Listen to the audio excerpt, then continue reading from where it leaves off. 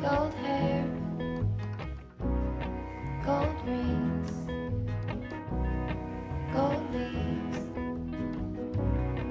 gold anything, golden. I'll follow only golden, golden, golden things.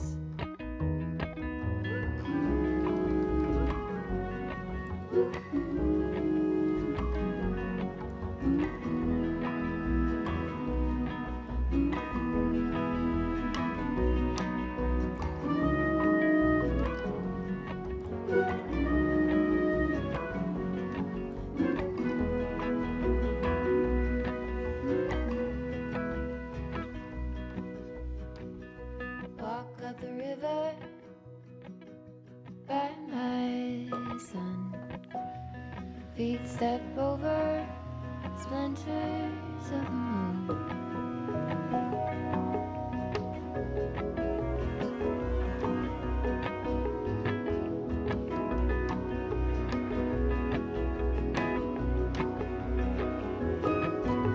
Golden, I'll follow only golden, golden,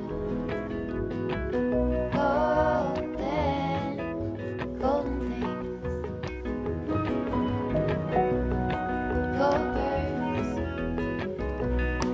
gold string, gold words, gold anything, golden. I'll follow only golden, golden, golden, golden things. Golden, I'll follow only golden, golden, golden things. Hi, welcome to the Black Screen of Death. How's your week? Good? Just bear with me while I'm trying to fix this. Thank you.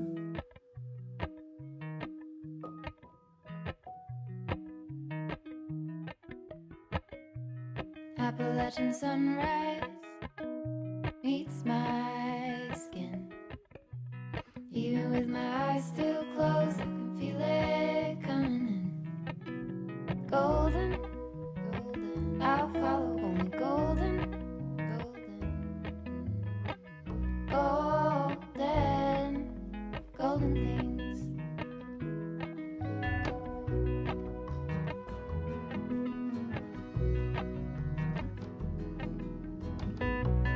Mountain laurel high fives for miles in spring. Rainbow trout and a hummingbird wing. Golden, I'll follow only golden, golden, golden things. Gold hair, gold rings, gold leaves, gold anything, golden. I'll follow only golden, golden, golden things.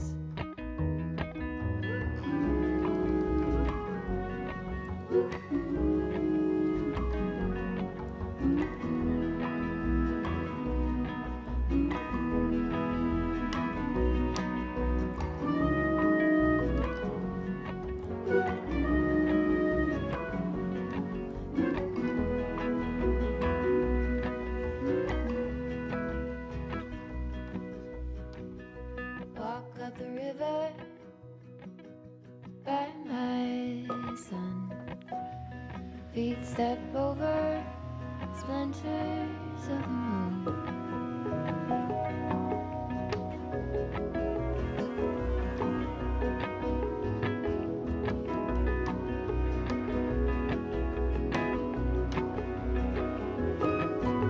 Golden, I'll follow only golden, golden, golden, golden things.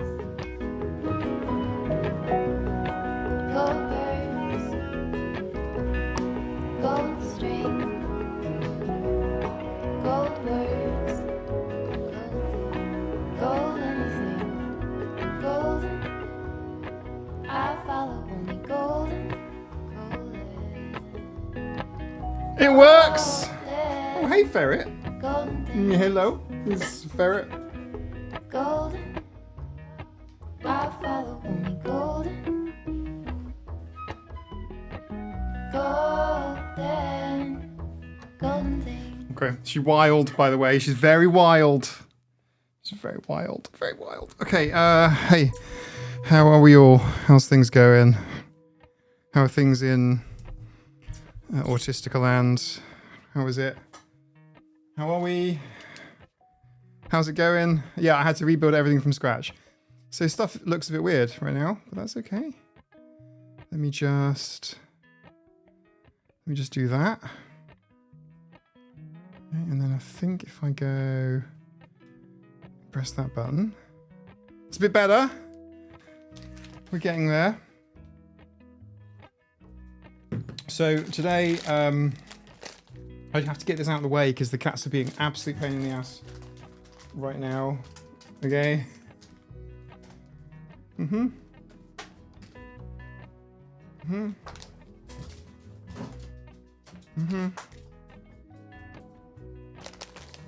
Okay.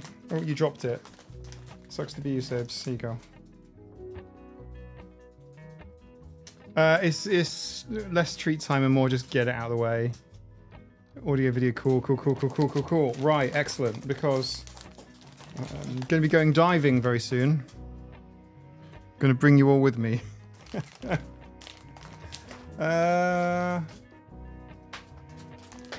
You had bar during an assessment, Charlie? It's amazing.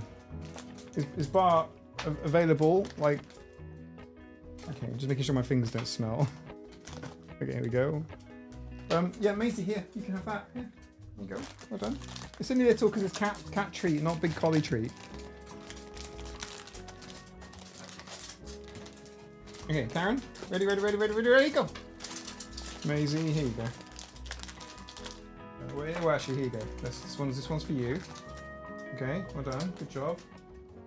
If she learns that she can get in on Catmageddon action, then Maisie, here. Yeah. Ready. Oof. Okay. Right, there we go. That's a bit of Maisie. See? That's all you're seeing. I just have to inspect my tea before drinking it. Hey, Emma. Don't worry, there'll be more treats momentarily. I need to use my video light here. No, it's not for you. Okay. Right, you need to move. Because you're... Love everything. Okay. So, look at this. Oh, hang on. Look at this. Maybe.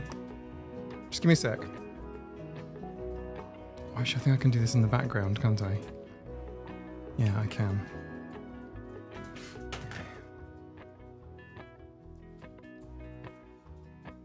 Right. Okay. Sorry, I'm trying to juggle a million things at the minute.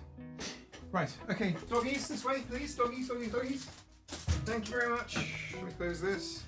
Emma, I need to move you as well. Because Emma's going to be... Emma. Okay. Yep, don't kill me. Okay. Do you want to go that way? Please, thank goodness for that. Right. Okay. Okay, things are settled. A little bit.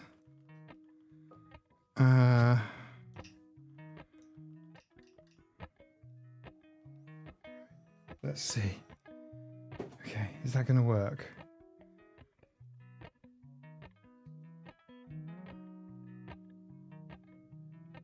Let's see. It's not going to work, is it?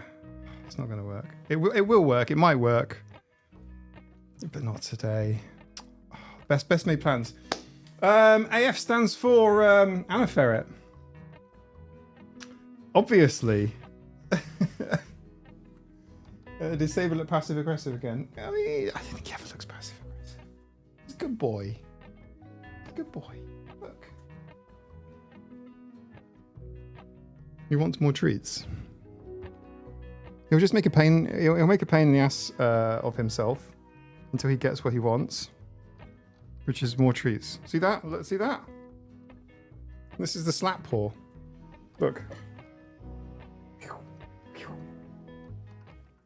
This is what he thinks of autism speaks. He goes, slap, slap, slap them. Yes.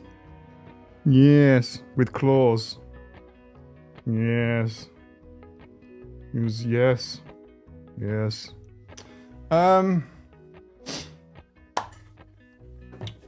How's it going, everyone? Is it going well? It must be going better than my little technical failures back here of stuff not working properly. Let's see. Maybe I can get it working in the background. AF accepting furries. Do we have furries in the chat? I know nothing about furry culture other than it's probably very uncomfortable and expensive. But I think like any, you know, any good hobbies are kind of expensive. Right. Been a day and it's not over. Yeah, this is true. This is true. It has definitely been a day. Have you seen Claire's kittens? Wendy, yeah, I have actually. Yeah.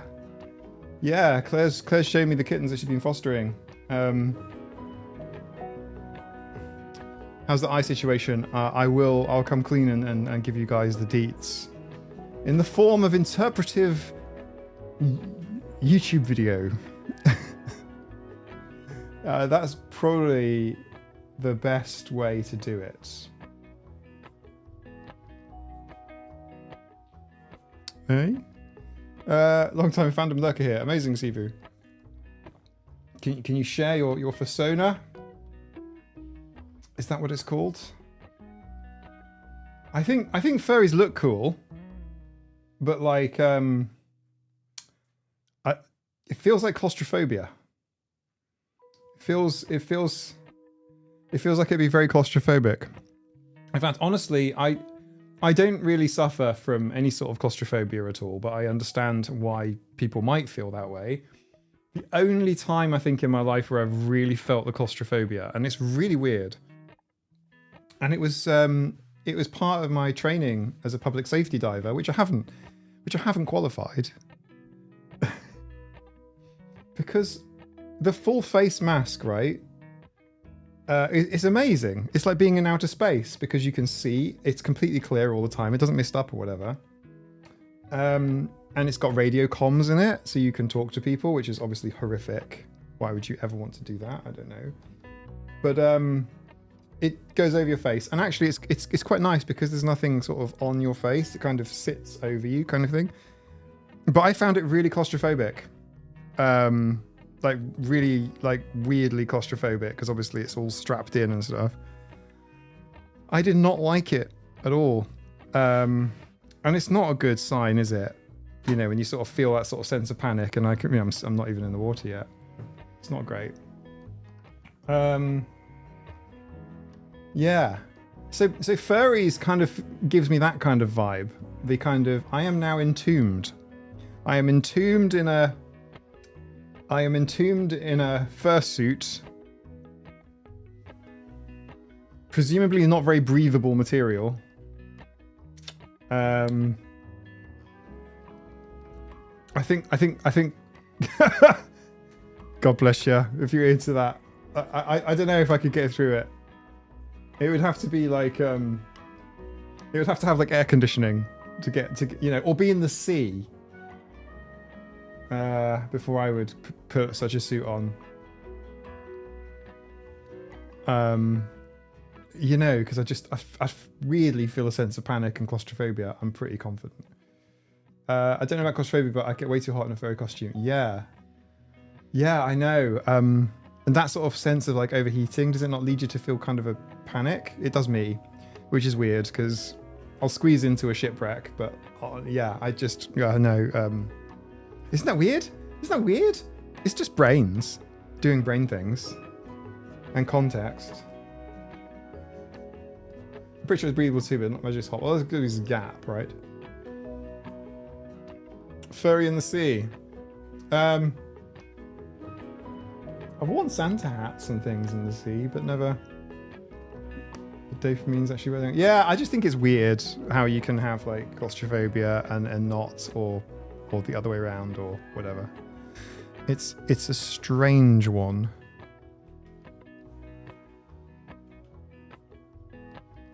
You guys should see this little contraption I've got going on over here. There you go. It looks like this. It's got HDMI cable on the end. Hey, Polly. This is why I'm wearing my thick jumper today. It's like poly armor. Do you know what that contraption needs? It needs another dongle. Hang on. Do you know what? I don't know where I've got... I don't know if I've got any dongles, like spare ones. Where I would find one. I have like drawers of doom here.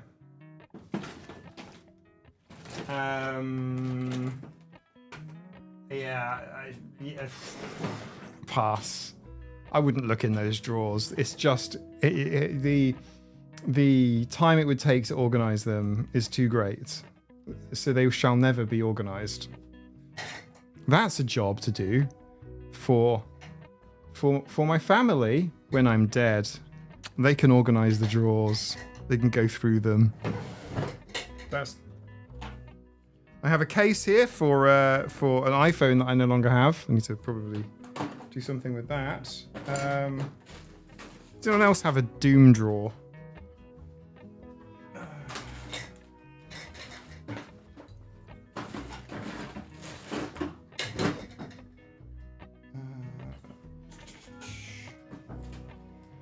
Okay. Polly, can I help you?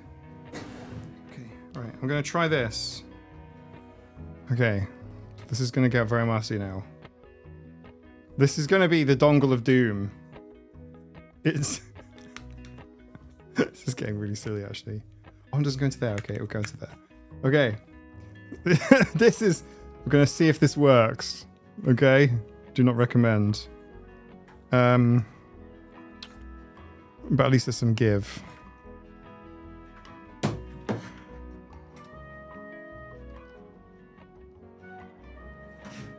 I'm kind of side-loading some power in from this V-mount battery because of the power losses. There are losses. Okay, let me see if... I don't think it's going to work, you know.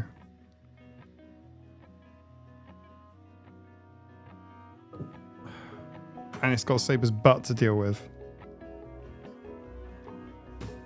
Saber and his butt.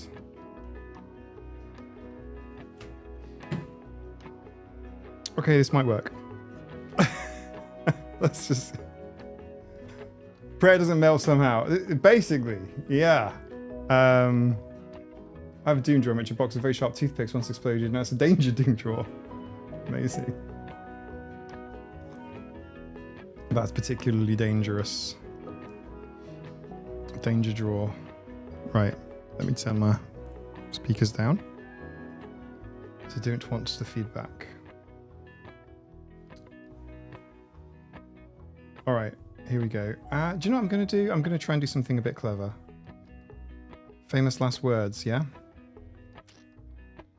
Famous last words. Okay, here we go. Right, I think... No, hang on. No. No, I don't want to do that.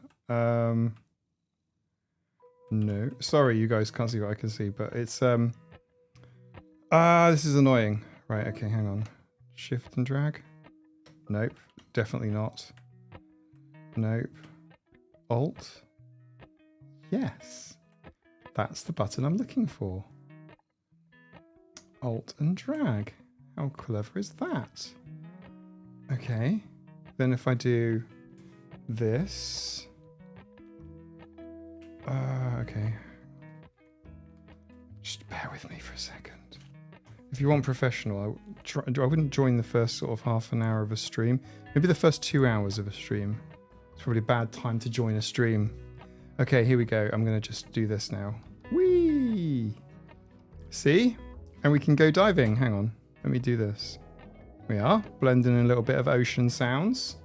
It's very nice. I have a whole Doom basement. That's amazing. Can anyone go one better and do a whole Doom house? Ooh, we have a mammal of some description here. I can't see what it is on my tiny little preview window. I can barely see what it is. So Risso's dolphin? Is it? I can hardly see it. It's barely. I can't read that. I can't even read that. Nah, it's an old game. I last played it on the thing. I know that whatever it was not the dolphin. Right, it's an orca. Is it an orca? It doesn't look like an orca. Hang on, I'm gonna have to do that Asian guy. So small. It's an orca, parentheses, white, close parentheses. Wow, okay, right, hang on. I'm gonna have to make this screen bigger because I cannot for the life of me see this. And it's not an eye issue. It's not an eye issue, it's just, it's purely like, it's like playing on a postage stamp. Okay, right, it's a bit better now. It's like 4 postage stamps, but you know, it's viewable. This is very peaceful because I can't go diving at the moment. I can't really go sea. I suppose I could go for a sea swim, maybe. There's a reasonable chance I'll get lost and not be able to get back. I don't even know what that is. I have to press A. Hang on a second. It's how much Nintendo Switch I played. Boom. Okay, I'm going to just ignore that for now. Okay. Oh, Dotty Polly. Oh, Polly. Okay, she's not a fan.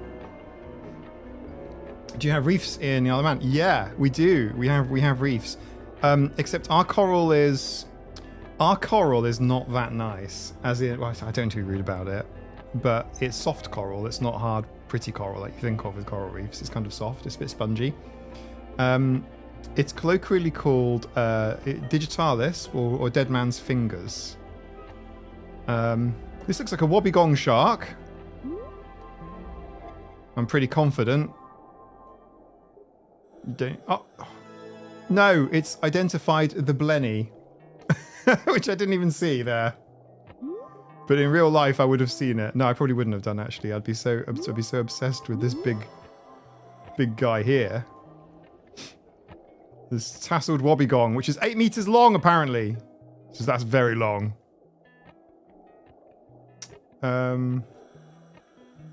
Oh, cut back on the music even. There you go.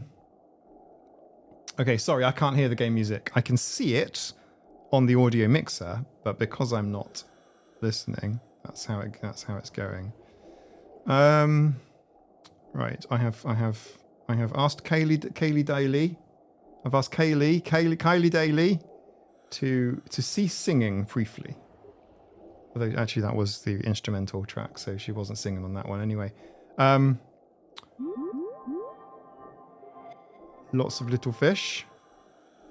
Very, very pretty. Yeah.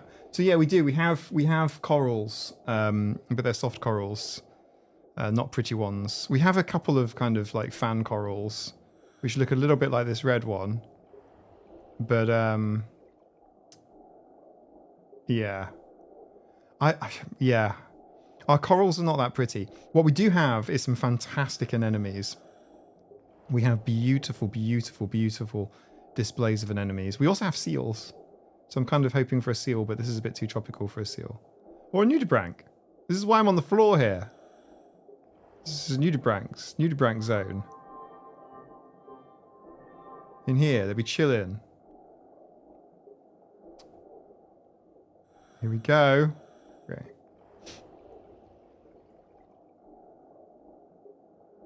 I get raft. Air left anxiety from the bubble sound. Raft? Air left anxiety? Oh, from the game Raft. I haven't... Do you know what? I have played Raft, but like early. Look what we got. Look what we got. Look what we got. Okay, it's clipping because, you know, Nintendo Switch Gen 1. It's about as powerful as a Casio calculator, but here we go. Look. Look! It's a majestic sea flat. The animation is beautiful. It's really well done, actually. Look at that. That's pretty cool. Do I have to, like, scan it? Then the real colours will come out. Yeah, okay, sorry, everyone. Yeah, I can't see it that well, only because of the tiny postage stamp on the screen. Which is weird, because the actual console is there in front of me. But yeah, okay. There you go, you can see the markings on it now. Yeah, cool.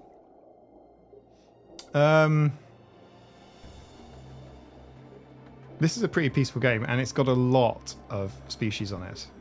Like a lot, like an unbelievable, an autistic level of species. That's the final level, by the way. That's the S tier. It's S tier. Is that saying I can't go that way? Is that like, no? Limitations? Is it? Okay. Go this way then. Definitely going to go this way. You're right there, Sapes. Do you want a fishy? Is that what this is about? You want a fishy? Was unpacked your Switch but didn't bring controller for me, not fair. Oh. I do quite rate the Nintendo Switch. It is actually quite a decent device. I don't know why the controllers are buzzing like crazy right now. I'm not sure what this is about. This is not a segue into a Bellessa advert. It's just... Hang on. Yeah, look. You know what I mean? It's like... Okay, please stop. Okay. Bum, bum, bum, bum, bum, bum, bum. Let's have a little look at this outcrop. This is where the nudibranchs will be, by the way. Okay. I wish it could just be daytime so we didn't need this torch nonsense. I just want to see everything. Can I just change because like God? Can I just like change? It says day 4 night, you see. I don't want night. I want day. I'm gonna guess it will be day in like 10 minutes or something. Okay. No, don't do that. I don't want photos. They will make me sad. No nudibranchs anyway. I don't see any nudibranchs, but they'd be very, very small. Do you have unlimited air? Yeah, I guarantee you do. Yeah. I mean, I've never run out. Look at this one here. Do you know what it is? Do you know what it is? Server XP for the first Aussies to guess it. It looks a bit thin, to be honest. It's on a diet.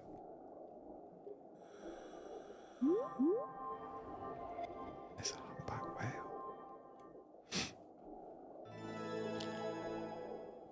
A young one. There you go. This is why it's very thin. 546.71 centimeters. I appreciate the metric units. Yeah, see, it is quite thin. Like as far as humpback whales go. Was it in Wrath of Khan or something? They had humpback whales. Yeah, it's pretty small. I mean, no, it's huge, but you know, it is still pretty small. It is quite thin. Look, it's like, it's about as wide as me. 0.71 centimeters, yes, indeed. The measurements are a little bit, beyond, but yeah, here we go. Okay, I think we've been here before. That's that mysterious stone tablet thing. There has to be a sci-fi mystery in every game, doesn't there? Ho-hum. I've seen someone playing a game called My Little Puppy. Could be. Species is slightly off. I saw a humpback calf jumping over its mother. Amazing. Amazing. Where is the Osa Peninsula? Sounds Canadian. Pacific Northwest, is it? Okay, here is the artificial wall. It's just a big perspex wall. That's the edge of the tank, basically. Okay, yeah, don't go that way. That's where the tank is. The orca was a white one. Oops, sorry. I want to find something that I personally find interesting. Okay. Oh, hey, ferret. I see you again. You're the same one, aren't you? Yeah. Very cool. Look. It's a floor shark.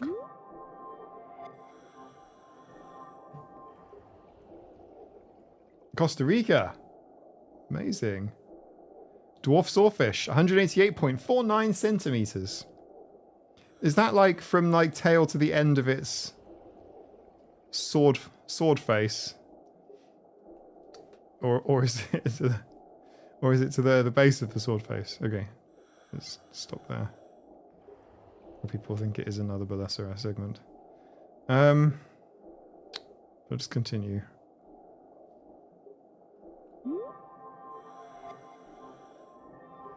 Emma?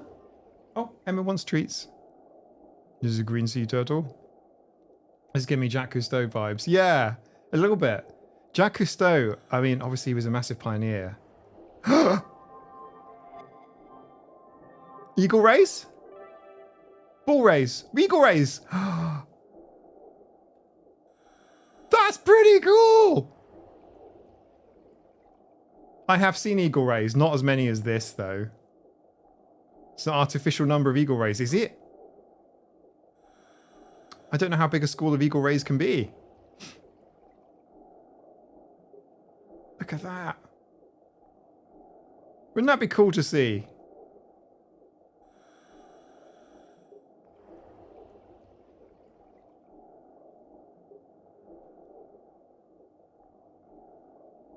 Wouldn't it? Should move my face out of the way and then you can see them all. Look at that. I might have to get an eagle ray companion for my manta ray. Okay, the game is called Endless Ocean. There's a whole series of them, I think. This one is, I think it's the most recent one, but I'm not 100% sure. It does have a story mode to kind of give you purpose to the exploration, but I just like bimbling about in it. bit like real life, really, just bimbling about. This diver is a bit more active than me, though. I don't move around very much. I try not to. There's a nice sponge. There's no interest in sponges, is there? It's all about the fish. Okay. Sponges are kind of fascinating. Sponges and seaweeds are fascinating too. HMS Seabed here. Does it have first person? I don't think it does. No.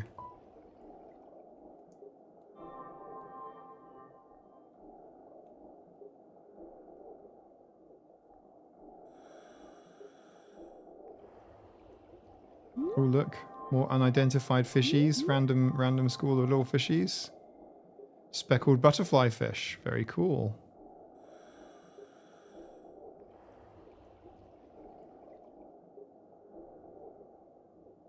I might have to drink my tea before it gets cold, you know. Okay. What else have we got?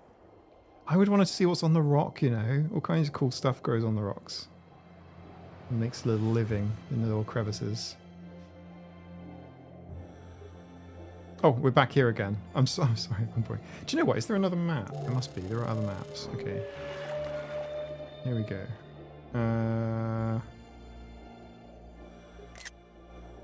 Okay, no captures needed. How do I exit?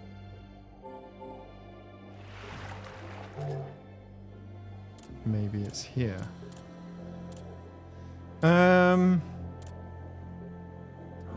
System.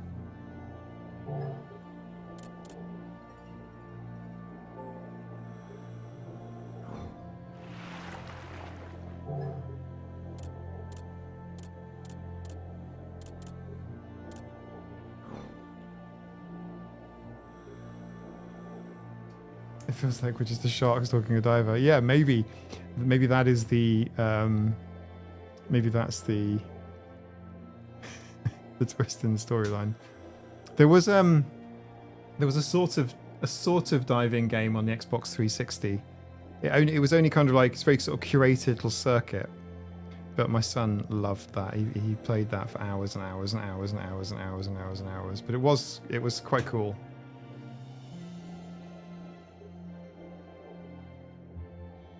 But the Science Museum here is where you put on goggles and you're in an environment like this. Loved it. Oh, amazing. How cool is that?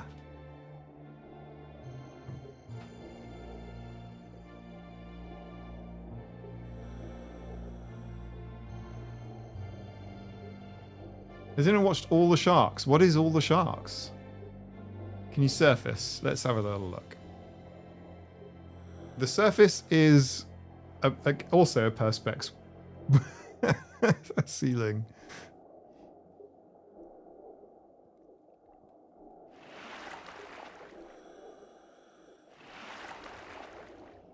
Oh, what do we have in here? Oh, we've seen you before. Okay, leave you in peace. You're just chilling. It's quite peaceful. What's the baptism diving experience? Hey, this is endless ocean. It's not actually endless. It's boxed in. It's it's ocean tank. It's marine tank. There's a very small person in a marine tank.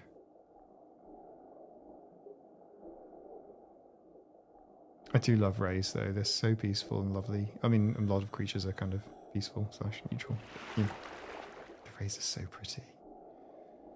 To me. Okay, we're back here again, aren't we? Is that where the... Oh, what are you? What are you? You're just hanging there? What kind of sharky shark are you? Hound shark. And a harlequin sweet lips. What a name. Probably from the Jacques Cousteau era of kissing fish, I imagine. Strange things have happened. There's a species of sea slug called Latin name I can't remember. But it's they're known as sea hares because they're kind of, they looks like they've got ears like hares if you look at them from a certain angle and squint a bit. Anyway, oh, I've seen you before. Okay, right, we've done you. Right, where do I have to go? Where's east? Where's the compass? Need a compass. Don't know where you're going otherwise. Everything looks the same. And there is actually an article on the taste of sea hares, licking them, because they've got quite a sort of an acrid flavour as part of their defence mechanism. But you know, someone had to be the first to find out, right? Compass in the top right-hand corner. Oh yeah. I just thought it was like a map, like a fixed map. Oh, it's sort of, oh shit, there's actually like a little arrow. Okay. Right, I see it. Thank you. I kind of want the whole compass to turn when I turn, rather than the arrow. Looky, look. Oh, it's you again. Is it? No, it's a thresher shark. It's a thresher shark. It's a zebra shark. Okay, it's a zebra shark. I just saw the tail and went, ooh, maybe it's a thresher shark. Very cool. This is seagrass. The only flowering plant in the ocean. Look at it. Responsible for sequestering 10% of the planet's CO2 emissions annually. Just this one plant.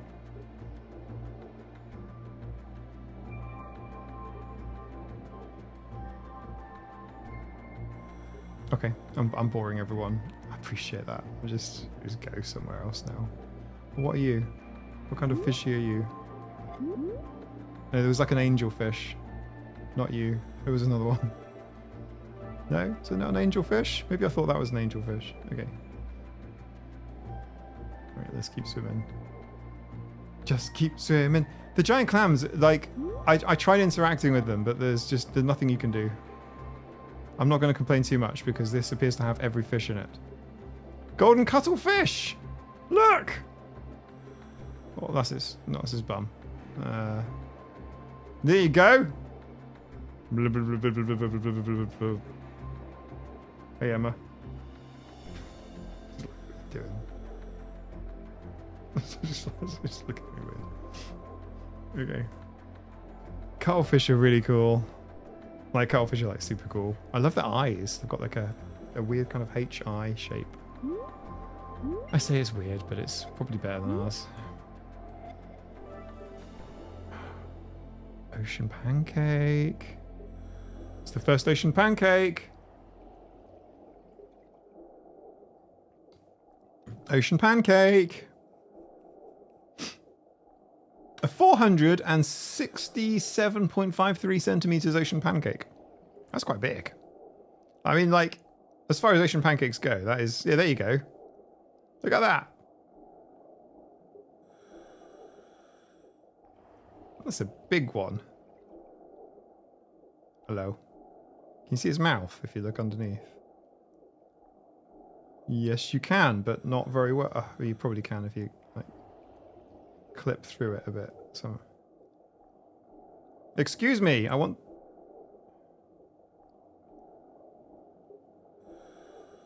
There's another little one, but what's going on here?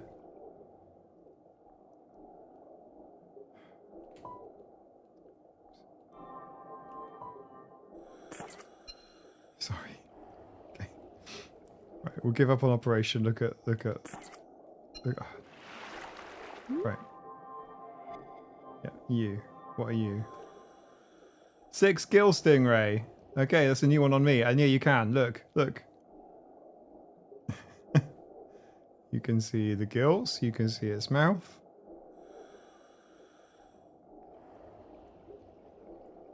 And you can sort of see its butthole as well. Pretty good. Come for the autism, stay for the pancake buttholes. What did I see on the big one? Sorry, everyone. Okay. Right, there we are. No. Pancake fish with leopard skin pattern is amazing. Oh, can't go down there. It's a shame. There'd be some good stuff down there, I reckon. Okay, how about you? What are you? Spot fin porcupine fish. How cute! This is either the best plushie in the world or the worst. Depending on how angry it is. Okay. It could be very unpleasant. The clam you can't really do anything with. It's nothing. Shame, really. I want more focus on the plants and the bivalves and the mollusks and things. But yeah, I'm complaining. It's actually kind of a cool game. I do like this. It's pretty good. Okay. Another one. This time, parentheses, white. 7% explored.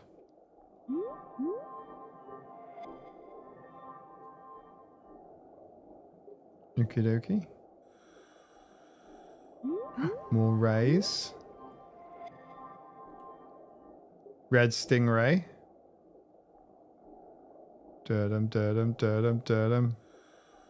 Oh, it's a see-through stingray. Yellowfin goby.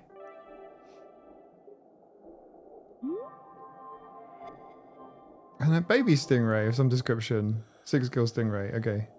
This is tiny. It's tiny. And what are you? Another pancake. Another red stingray. 256. They got 2.5 meters. It's still quite big. How is it 2.5 meters when the diver is like, can't be more than 2 meters. You know what I mean? LeBron James. That's who this diver is. Okay. Well, they should do a DLC of like, you know, the more interesting stuff. All the stuff you can kind of see. Like all of this. Like, what is this? You know, it's all about the fish. They've got all of the fish. You know, all, all the species you might know and a bunch of others. Here you go. There you go. That's interesting. Crown of thorns starfish. So we do have these here. They're very cool. They're very, very, what's the word? Carnivorous.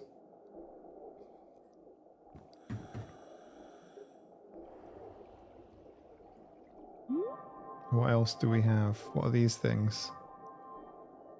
Japanese fan lobster. Okay. You're very far from home. And a blunt slipper lobster. Alright, cool. I mean, look, I don't know. I'm not going to complain. They're probably right, but the colours are probably wrong, no? Like, crustaceans in the sea are not... They're not all that colour. That's kind of like the post-cooked colour, as opposed to the natural colour. But it might not be. I don't know. But you're sort of your typical lobsters, your main lobster type lobsters. They're a kind of a cobalt blue.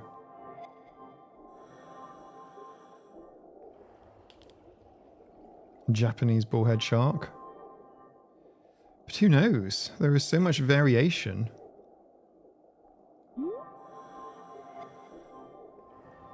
I might be wrong on the main lobsters, you know. But the lobsters that we have around here are all beautiful cobalt colour. Oh, more coral. Yeah, the corals and the sponges. I'm less interested in the fish, to be honest, unless they're the big pelagic fish. I'd love to see a tuna.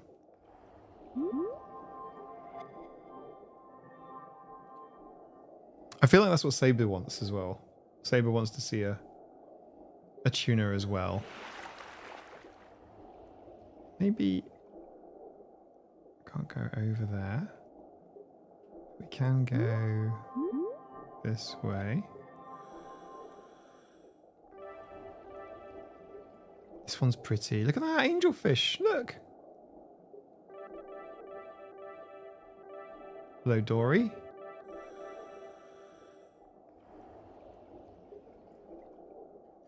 Eelgrass, some mammals. Oh, they are bluish. Okay, interesting.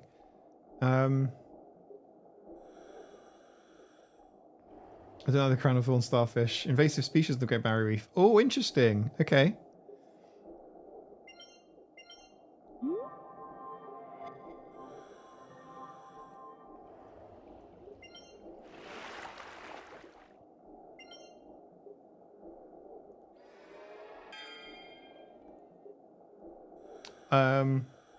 All right, cool.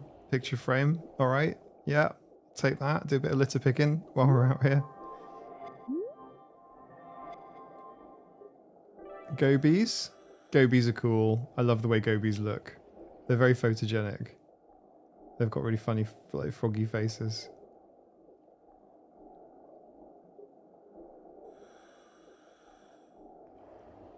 If this were, like, a real place, this is the spot I would spend all my time in, right here.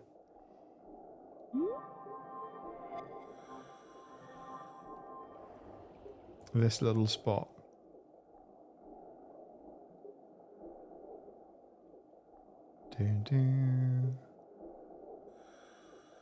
This is peaceful. Okay, what's going on over here? More fishies.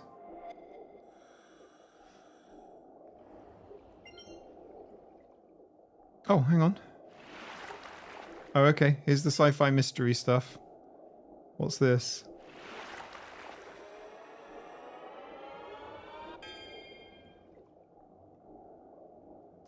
As you approach the ancient disc, it felt as though someone, unfortunately I'm in the way, from a long ways off was echoing inside your head. Return here while swimming aside a shark, favoring white.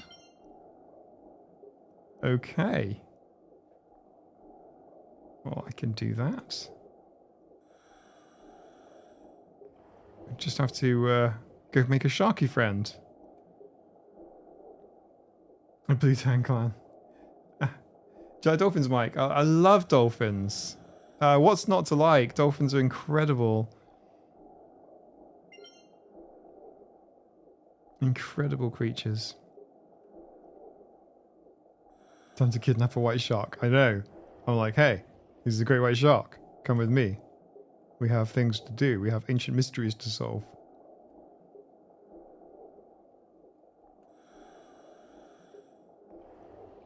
Okay, let's go. Right, I need to use that map. I'm not sure which way I'm facing, which I guess is kind of realistic. Let's go this way.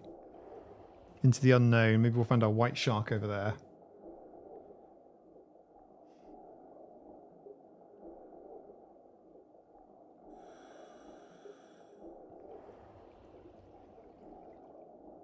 Oh, some little collectible. Yes, please. I collect you. Little sparkly thing.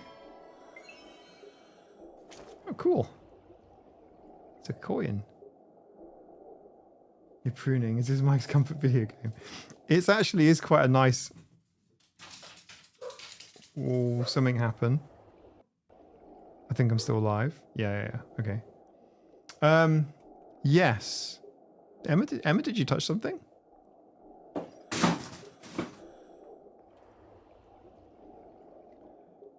I think Anna Ferret's just like knocked something into the bin. I need to go check.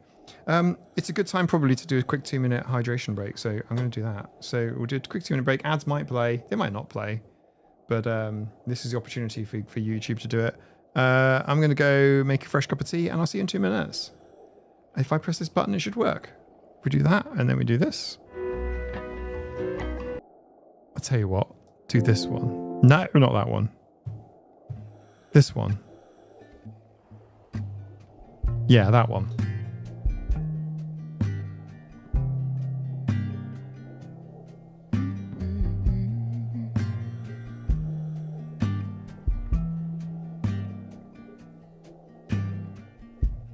Come on, soft, turn the key and cooler on.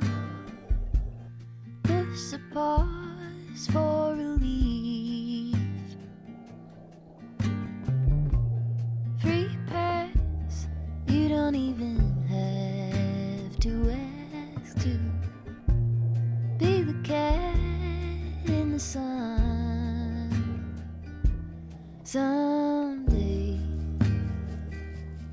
I will see the whole deal through. Today I've got better things to do. Okay, to leave a little bit undone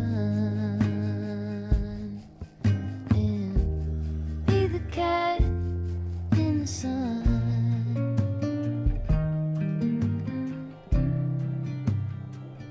Be the cat in the sun.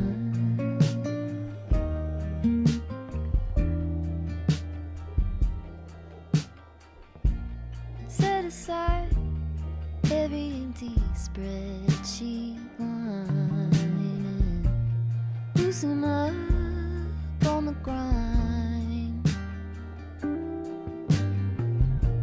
Simmer down, settle back and mess around.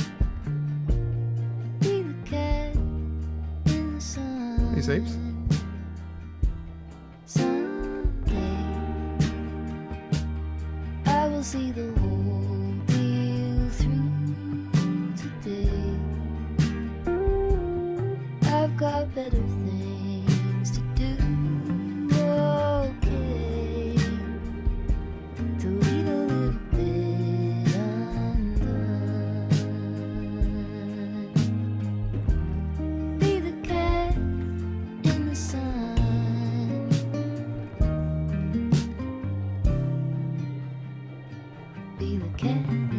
Just waiting for people's ads to stop playing.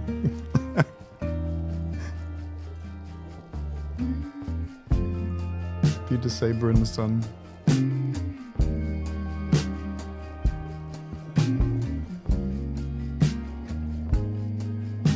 There we go. Is he gonna go over to his spot, or is he gonna... I don't want cat butt in my face, Sibs. And don't leap. You're not good at leaping now. Well, you think you is, but you must not leap into your leg. Look at him! What are you doing?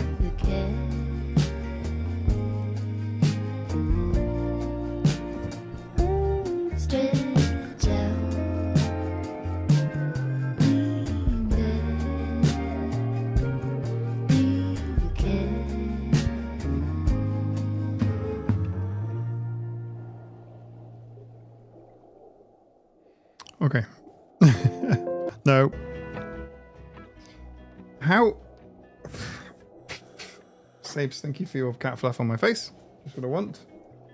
This is the ideal time for this sort of thing. Once we get through the spring and the sort of like the cat molting, shedding time is over until like October-ish, that would be good. Because, yes. Hey Helen. What are we chatting? Oh, bubbling. Yes, sorry. Yeah. You're right. Yeah. So I've got a bit of an issue here with the way,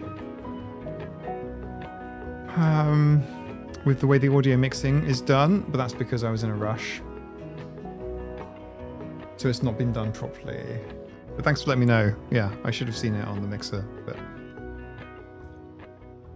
it was a bit of a last minute thing, really. Oh, yeah.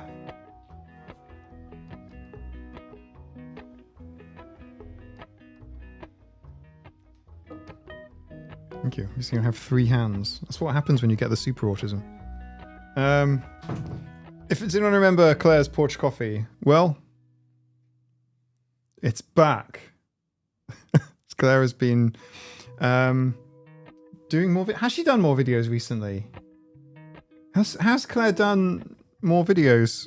Because I haven't seen any for a while, but she did come back and she did start doing her sort of Porch Coffee streams, which was great, right? It's lovely to see Claire again doing YouTube content stuff. I saw one recently. Well, I haven't been recommending it on YouTube, which is really frustrating. Claire does have kitties. Yes. Claire has sent me lots of pictures and videos and things. We had the whole jingle. Amazing. T Fairy needs paid for that cameo. We saw fingers. Only fingers.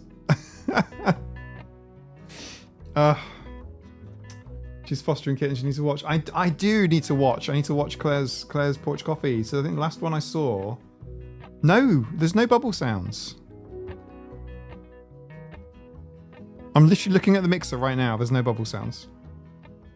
Do you want the bubble sounds? There you go.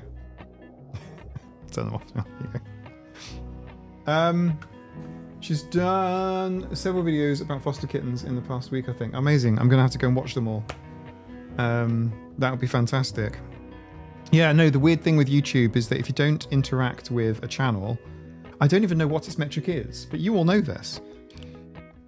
If you don't interact with a channel for like more than 3 days or whatever, or there's almost like a leaderboard of channels that you interact with regularly, they're the ones that you see the content of. It's kind of one of the reasons why a lot of folks haven't seen many of my videos since, I don't know, like June last year, when I stopped posting every single week on like a day. Because, well, I mean, it sucks, but what are you going to do? You know, it's very algorithmic. You know, there's you can always click the subscriptions feed.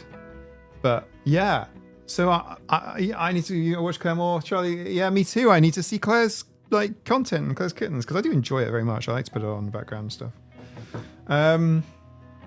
What else was there? I'm working on a whole bunch of things, by the way. I'm not dead.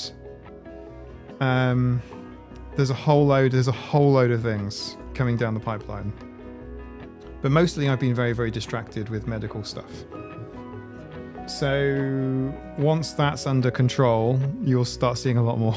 I feel like I've been making a lot of promises lately and under-delivering a little bit in that respect. But yeah, there is a lot of stuff in the pipeline. Like a lot of stuff pressing in the pipeline coming good. How's the eye? It's not good. Honestly, it's not good. It's making life kind of difficult. If I'm honest with you. Yeah. It's a big pain in the ass. Or no, there's no pain actually. No physical pain, but yeah. I have had a lot of medical appointments. And for somebody that's not accustomed to having medical appointments, in fact, doctors tend to note and go, there's not much in your medical file. It's weird. I have more than made up. I'm getting my well, I'm going to have to spend a chunk of money soon. But prior to that, I have gotten my tax value out of the health service back for the sheer number of appointments that I've had. Yeah, I've had so many misdiagnoses as well. I've had like 6 formal misdiagnoses and then a couple of like working theories. But I've literally been given like 6 different diagnoses and they've all been wrong. So this will be explained in a YouTube video. There is an interesting story here. You're gonna see it. But yeah, otherwise, maybe I've been super blessed and privileged. But yeah, most of my medical file is not like that exciting or that interesting. But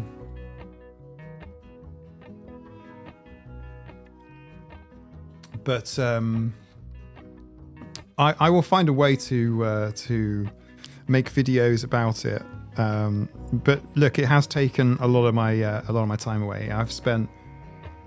I have spent more time than I put into the ABA documentary researching my own issues, and that's a really weird feeling that I know a lot of you will relate to. Obviously, you do a lot of Dr. Google and that sort of thing. I've put together a massive binder. In fact, it's too big for a binder. It's all electronic. It's all in Notion, and I live in Notion. I do a lot of stuff in there, and I've just tried to make this as organized as possible. I've even started feeding in all kinds of things, like everything from like scan results and all this sort of shit through LLMs. Even I've pushed every single door I possibly can to try and figure out the best plan, best ways forward. Like I say, I'm not going to go into details now, but I will talk about it. It is unusual and weird. I can promise you that. I have an unusual issue. Not unfixable. And I know a lot of people are going through worse. But yeah, it's pretty bad. It's also making like things like reading kind of difficult and problematic. But we have 2 eyes, and I'm relying on my right one as opposed to my left one. But I have everything organized in Notion. In fact, it's gotten to the point where when I talk about things like healthcare passports, I just hand my laptop over to whichever doctor I'm talking to and go, there you go, have you used Notion before? Here you go, use that. And some of them try and like zoom in using 2 fingers like this. It's very weird. But yeah, so there's all of that. So yeah, the slow to focus thing, Storm Breeze, is accommodation a lot of the time. As we age, accommodation changes in our eyes and makes it hard. Basically, from about 45 onwards, it's why you often find people using reading glasses as they age. It's just a normal, natural part of aging, really. But yeah, that like snapping focus between close and distance. Yeah, it's one of those things. There are solutions to it though, but none of them are nice. So anyway, I've been putting together all kinds of stuff, and yeah, there'll be videos, or there'll be some angle there. There'll be some direction in the future, not too long away, hopefully. Before the summer, hopefully, right? So we shall see.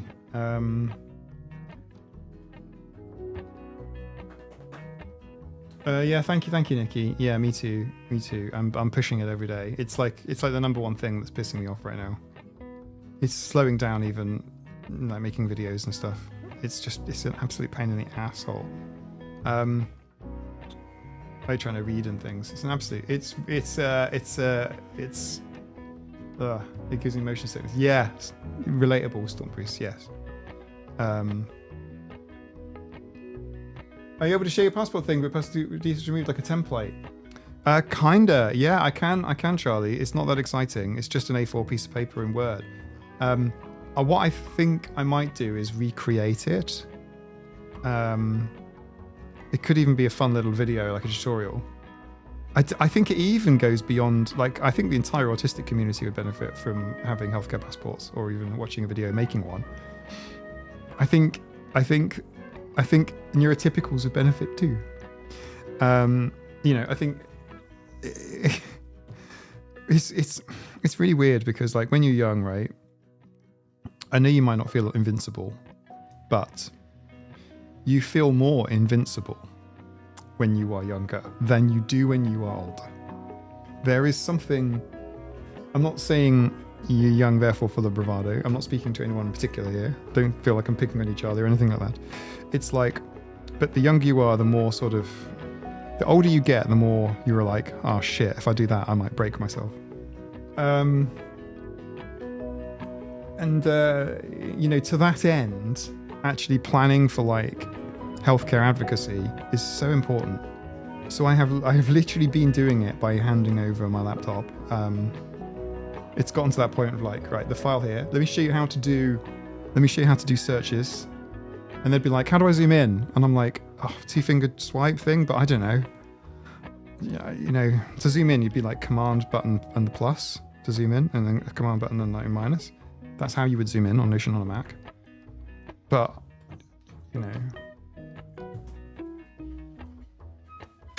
Oh, sorry, Saber. Saves!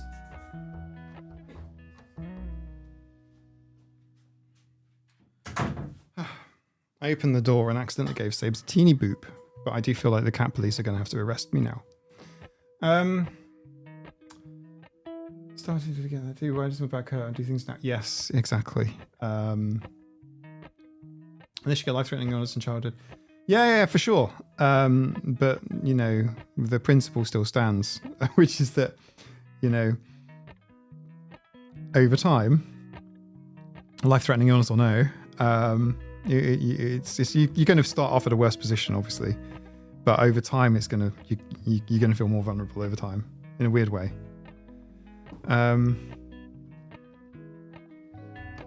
That's all aging is, really, in some respects. Philosophically. But yeah, anyway, like, healthcare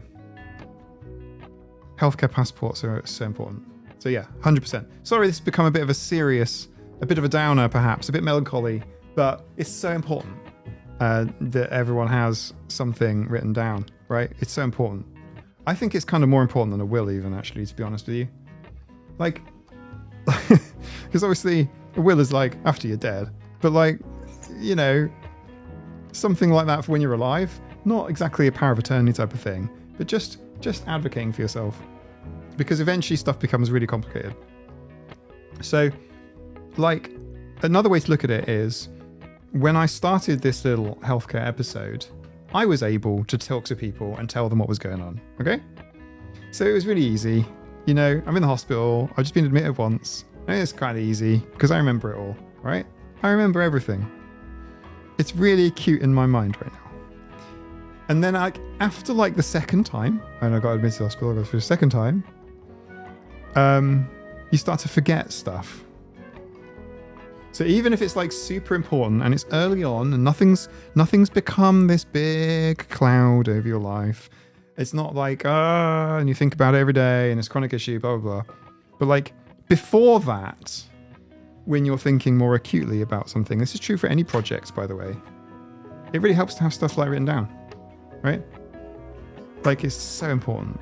Like if to get stuff noted down so you can refer to it later, even if it's kind of super minor. So one of my biggest issues with, I guess, productivity, I suppose, if you want to put another spin on that, is that I'm really bad at writing stuff down because I think, oh, I remember it, it's fine. And eventually, when I start forgetting stuff and needing to rely on my notes, I don't have any notes because I never wrote anything down. Does that make sense? So it's like if you're taking like a complicated piece of electronics apart, you could be smart and take photos while you're doing it, and then you've got like photos to refer to do it in reverse, put everything back together. Or you'd be like, what harm is this going to do? I'll just take out these 4 screws, and then I'll take out these 2, and then I'll take out these 3 on the back, and it's like shit. Okay, but like obviously health is important, and healthcare is important, and accessing medical services is important.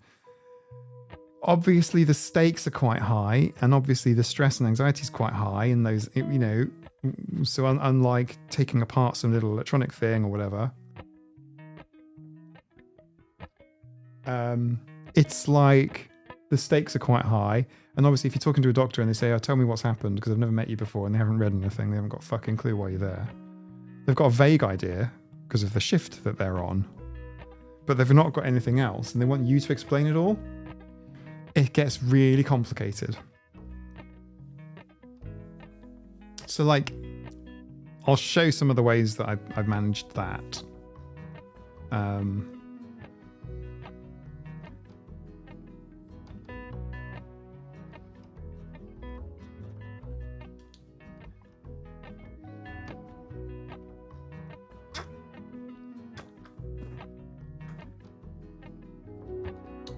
Sorry for the inadvertent slurpy noise of my hydration. I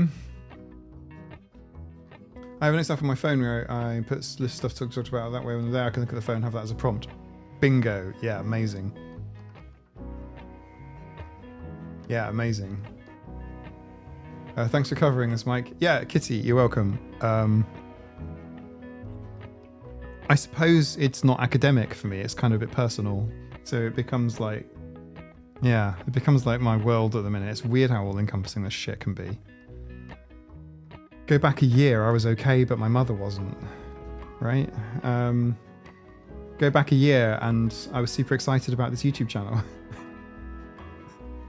I'm not saying I'm not super excited. It's just like, it's like life.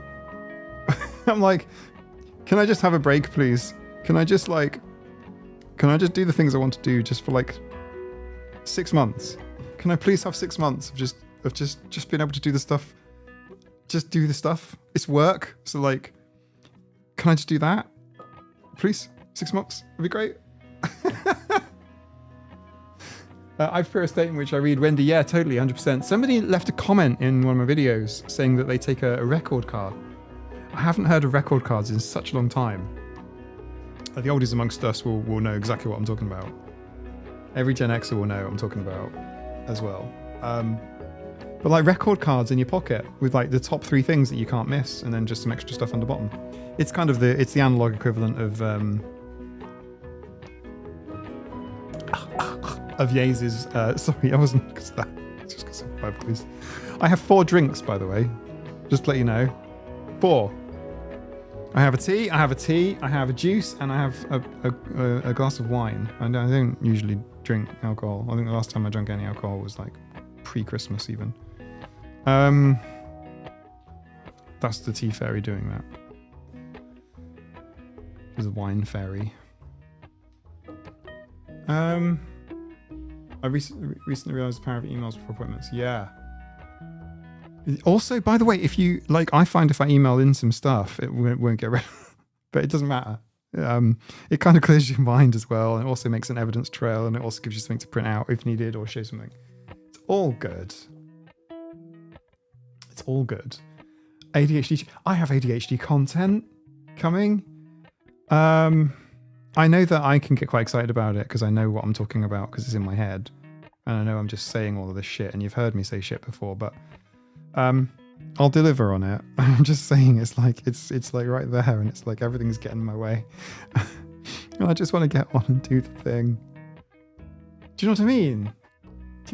Do you know what I mean? I want to make the videos. I want to do the research. There's so many things happening at the minute. There's all the Send stuff in the UK as well. The Tea Fairy Does Wine. It's a DLC package.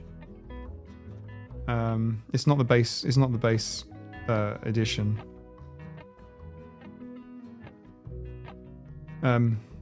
Tea Fairy Does Wine when I pick up peppermint tea bags from the shops.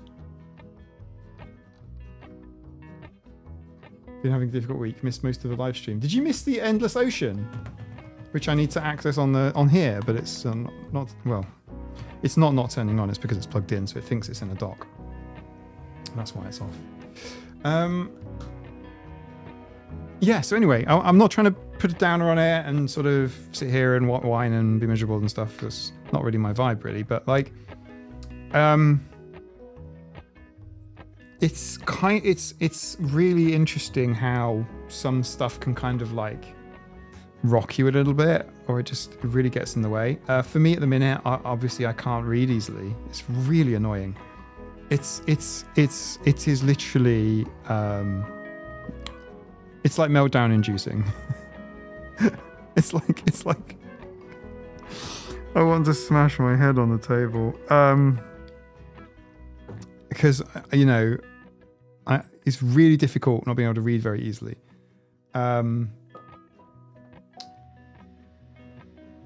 My brain's kind of adapted a bit, so it's a bit better now than it was a few weeks ago. But like, yeah, it's really frustrating. It's really, really frustrating. So like reading papers, reading studies, reading articles, reading anything that requires like the ability to read a pre-formatted document is so intensely irritating. And obviously I'm not used to that. I'm used to being able to read and process and understand stuff quite intuitive. You know what I mean? Like just imagine loss of function of any kind frustrating as hell. I mean, like, yeah, it's like your monitor being at the wrong resolution, and you just can't, and the wrong refresh rate too low, and you just can't figure it out. It is that kind of irritation, and you're trying to do something, and it's like the world around you, your environment is starting to gaslight you a little bit, like, or if other people go, it looks fine to me, whatever, that sort of thing. It's those kind of things. But like, effectively, that's what I do. Yeah, I do a lot of kind of like, that. But yeah, it's kind of frustrating. And then you get like, I have like screen reader tech as well. I've got the apps and so on, but not for papers and articles and things. They're rubbish. Oh, it's so like, it's practically impossible for them to read to you. I've even tried loading them into like Gemini and ChatGPT and going like, can you read this to me? No, it's just, no, it doesn't work. You can't get it in. Like, they can read the abstract to you and stuff in a human voice, and it's all very lovely, but like, you can't read the tables, you can't look at the data, you can't, and this is partly an issue to do with the way that they're published as well. A lot of the way the papers are published, it's not often published in I want to say accessible way. It's published like a magazine article a lot of the time. So it's pre-formatted, so there's no way to like, so like on my Mac, I can, like, if I go to the BBC on my Mac, it automatically goes into reader mode. Like, I've always had it that way, just because I don't like seeing all of the images all over the place or adverts or stuff like that. I just want to see the text, and then if there's any images in line, I always want to see those, but otherwise nothing. It's just a built-in feature in Safari. You can get plugins to do the same thing in Chrome or Firefox or whatever. If everything could just be like that, because I want to get the words from the screen into my brain and understand what they mean. And when stuff gets in the way of that, it's really infuriating. It's such a pain in the ass. Yeah. But it can be fixed, kind of.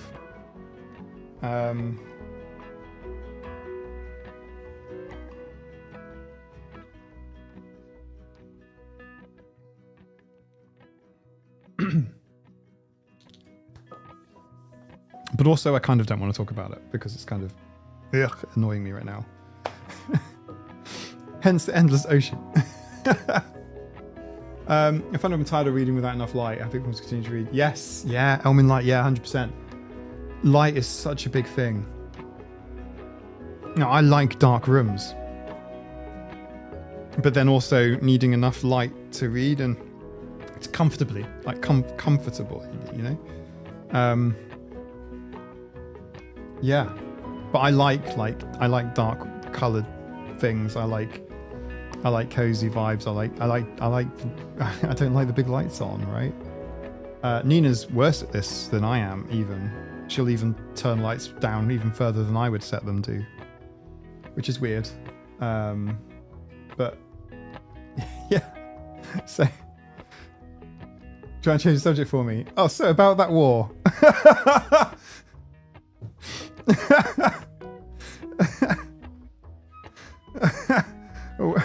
Which one? I have to take my contacts and glass off. Want to read comfortably now. Big light's such a pain in the ass. You see red door, do you want to paint it black? No, red is perfectly fine. I like red. Red doors are fine. Red doors are okay. Black is fine as well. Don't want to paint everything black, you know what I mean? Not like that song.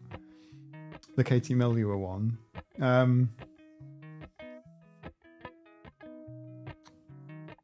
I had a Katie Melua story. I can't remember what it was. It wasn't. I didn't meet her. I don't know her. Oh, yes. Actually, I did meet Katie Melua in passing. That was the story. She was a patron of a cancer charity that I was volunteering at briefly, and I was making an app for them. To do with bowel cancer, and I briefly met Katie Melua. There you go. That's the connection. That was a long time ago. I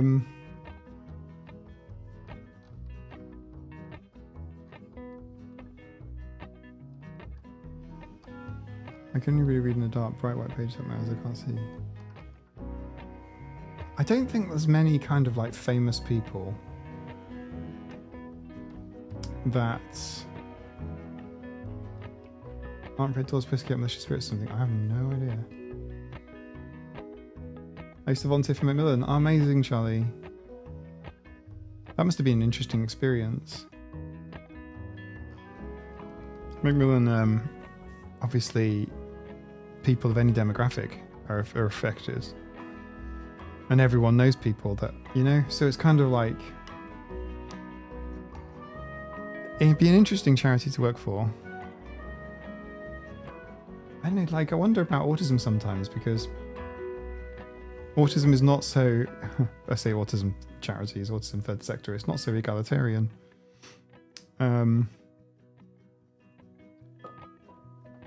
Yeah, conversation for another day. Birdforce, hello, welcome. Why are we all so down today? I need to go and find the massive spoon store and just dispense spoons. Fox and Fox, instructions with Kate to the after party. Yes, there are. Actually, on my Patreon, there is a page explaining it. But I hear you.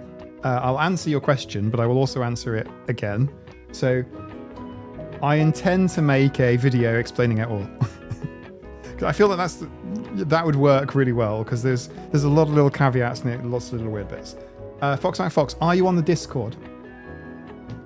If not, we can talk you through joining in, but you need to be in the Discord because that's where it's held. There's tons of stuff that happens there. I can't even begin to explain the Discord server to you now, if you're not. Perhaps some of the other autistic cats could explain the Discord server. It's lovely and weird and lovely and kind and lovely and funny and lovely and very busy at times. So like, it's an incredible community, and I have no idea why it's so amazing. The Discord server is usually, it's not usually like that. Exactly, Visual. It is not. It's always lovely, but it's not. Yeah. So, vibing like a bunch of catnipped cats. But yeah, on the Discord server anyway, there is a channel called the After Party, and that is used. Some folks use it whenever, but basically that's used on Tuesdays. What else is there to tell you? There has to be an induction here, doesn't there? Not an induction, but like knowledge transfer for everyone who's new, because there's quite a lot. Not saying you need to know a lot of stuff, you really don't, but like just for comfort, really. Just knowing what's what and where everything is. I want to put together a little, hey, so you're on the Discord, or even a hey, so you're not on the Discord yet. This is why I think you should join or not, whatever. But yeah, go into Patreon, go into settings on Patreon. Under settings, there's a there's a page called Connected Apps, a little tab. You have to click that, and I'm really sorry this is like so many hoops. There should be like one button, but this is where this is the one thing Patreon could do better. You have to go into Patreon on a web browser. You can't do it on the Patreon app. Maybe you can now, but you couldn't do it like as of a few months ago. You have to go from web browser, go to settings, and then Connected Apps, and then there's a button for Discord, and you click that, and then it will open a dialogue, and you can log in or create a new account. But once it's done, it's done. You only need to do it once.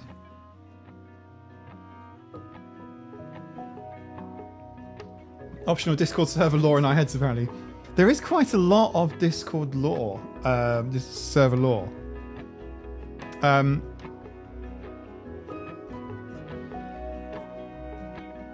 What's a health inspection, Snow Kitty? If you don't mind me asking.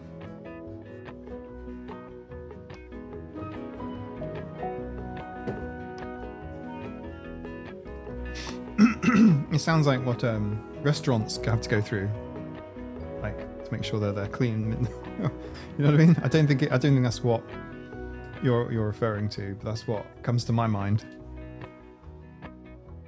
I may have missed something. I almost certainly have missed something. I used to know everything. Like, I don't anymore. Like, I can't read everything that's happened on the server. So it used to be that I could just read it all. I'll just, you know, like there's some keystrokes you can use. I know about the cheese. I know about the cheese.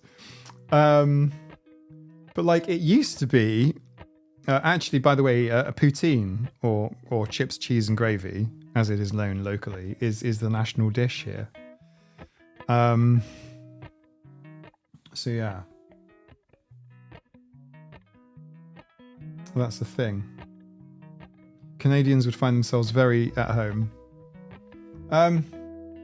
Oh, the cheese comes and goes, Charlie, but there's always an undercurrent of cheese. Yeah, used to eat it all every day and was yeah, me too. So basically, there are keystrokes that you can learn if you want to be a pro at Discord, right? There are keystrokes to basically like just loop through. Well, not loop through, but like you can kind of like page through all of the unread messages, and then hop between all of the unread channels. So you can just skip over channels. You know what I mean? So you can be really quick and you can read everything. Not even not even if the server was your special interest. You're back on the vegan Baby Bell. Okay, I'm gonna have to go and get myself some vegan Baby Bell pretty soon. I tried, by the way, when I was in England recently. I tried to get vegan Baby Bell, but there was no Asda nearby, which is weird because I just assumed there'd be an Asda nearby. In fact, I even went on Uber Eats app to find an Asda, and they were like, "It's too far away." And I'm like, "What the fuck? I'm in the northwest of England. This is like Asda's hometown, Asda's home country, Asda's home county." Surely somebody can. Surely I can get these Baby Bells. I could find them in the app, but they couldn't bring them to me because they were too far away. I was really surprised. Is the Discord still working? Oh, very much so. It's not. It's thriving. It's very, very busy. I haven't done any identity testing, by the way. You can get them in Sainsbury's too. I wished I'd known. I will. That is actually a very good bit of information there. That is intel that I need. That is very valuable intel. I saw the vegan Baby Bell last week and went to my supermarket. Oh, wait, was it? Okay. Look. Okay, two things. Number one, I love vegan Baby Bell. Number two, I don't know if I do anymore because they've changed the formulation. I believe it's just like a cheddar cheese alternative now. I think it's just, rather than being that like soft, almost mozzarella cheese, I think they've changed it. I think they've changed the formulation. I believe it's just more like a mild cheddar cheese type of thing now. I'm not saying I'd hate it, but I'm really addicted to the old one.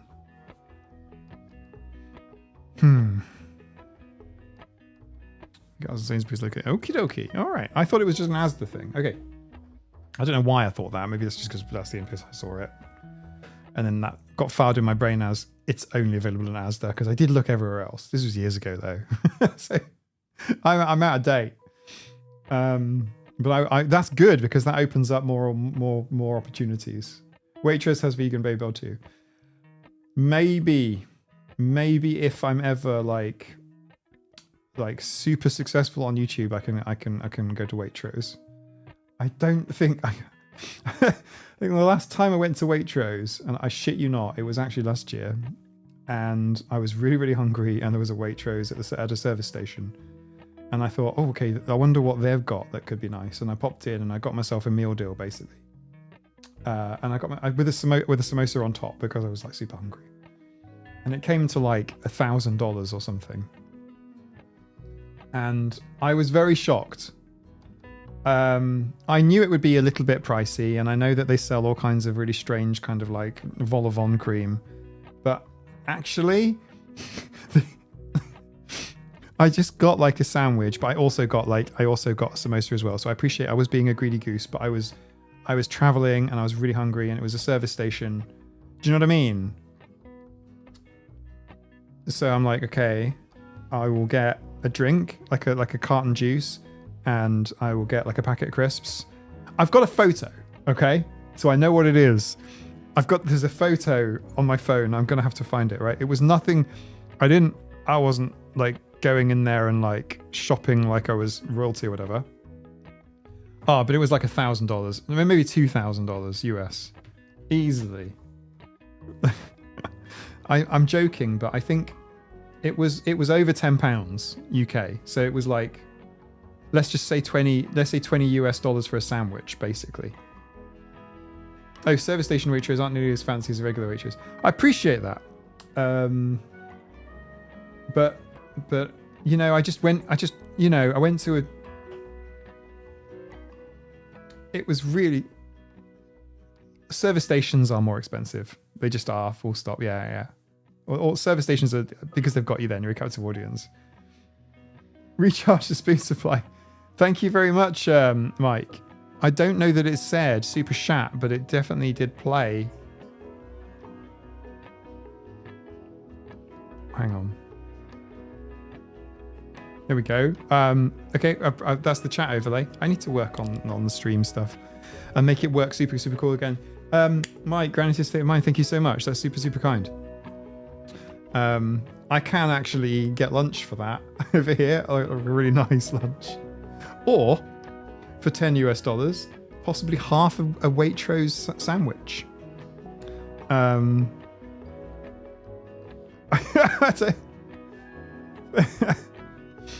Thank you very much. Vegan Baby Bell near me. Yeah. Let me know. By the way, even if you're not vegan or anything, right? Do try an vegan Baby Bell. It's just green one rather than a red one. And let me know what you think. Is it similar? Because I don't know anymore. Like the vegan Baby Bells that I know, before they changed the recipe literally like a couple of months ago, they're like they were like almost like a harder mozzarella. You know what Baby Bell's like? Baby Bell is like it's quite pale cheese and it's quite sort of waxy, but it's also kind of like I would say like a harder mozzarella, a more rigid mozzarella. It's its own thing. Whereas the new formulation, I believe it to be more like a mild cheddar cheese, which is just a different thing altogether. Not that I wouldn't buy it. Of course I'll buy it. I had a vegan chili cheeseburger on Saturday and it was the best burger I've ever eaten, not vegan at all. Amazing. Chili cheese. The chili like sweet chili sauce. Waitrose is the poshest chain supermarket in the UK. Yeah, in fact, actually, on the Isle of Man, we used to get some Waitrose products here. So we used to get Sainsbury's and Waitrose blended together in like a local supermarket chain, which no longer exists. They sold out to Tesco. but we used to be able to get like, you know, Waitrose jams or Waitrose whatever, blah, blah, blah. It was just, it was fine. I wouldn't say any of that was particularly expensive compared to any of the other equivalents, really. Maybe a tiny bit more, 10% maybe. Waitrose is way more expensive than Marks & Sparks, 100%. Like so much more. And they sell food I don't understand what it is. And by the way, if you are like super posh and whatever and you're on the channel, that's completely fine. There's no autism strikes us down equally. May the neurospice be with you. I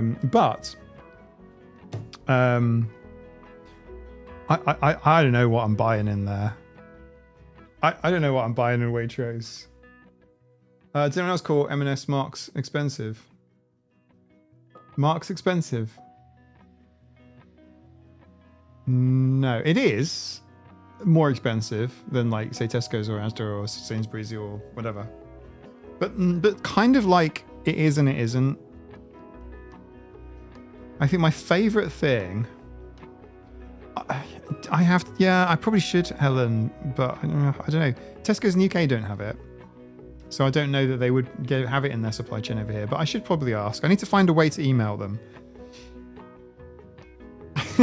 Damn if I'm going to be asking to speak to the manager. John Lewis is reasonable. John Lewis is actually a really good department store, actually. They give you like super big warranties on things. If you ever had to buy an Apple product, a new one of some description, like an iPad or whatever, have a look at John Lewis. It's often cheaper than Apple and they give you a longer warranty. So like, I think John Lewis is all right. And you could also get cash back at John Lewis too. Like online, you can get like online cash back from John Lewis. So I reckon John Lewis is good. Waitrose is, well, they sell stuff that other supermarkets don't. Like I say, like Vol-au-vent cream and unicorn ketchup and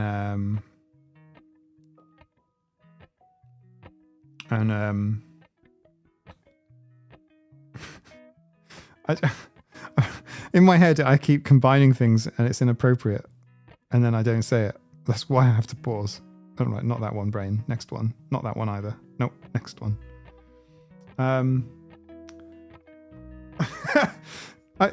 was going to say like male gaze jam. I don't even know where that comes from.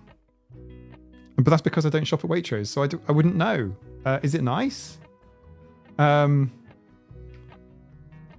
Veganese. Do you know what? Fox and Sauce, I've got you here. You need to get, okay, Hellman's vegan mayonnaise. Right. Let me no, hang on. I'm not trying to be pushy here, but like you do need to try it, okay? Legit. If you like mayonnaise, the best mayonnaise, and it doesn't matter, you don't have to be vegan, right? But the best mayonnaise, trust me on this, is Hellman's plant-based, the vegan Hellman's mayonnaise. It is the nicest mayonnaise on the planet. Literally everyone I've ever heard of, I mentioned it to you, they'll be like, oh my God, I buy that and I'm not vegan. I put it on my steak, whatever. But like Hellman's vegan mayonnaise, it's just better. It's just nicer. I don't know how they make it. Star Trek machine. I'm not vegan and I approve Hellman's vegan mayo. There you go. Hellman's vegan mayo is actually really nice. It's almost like, I can't even describe it. Veganese is the best. I'm gonna say no to the Veganese. But upper middle class cucumbers. Yeah.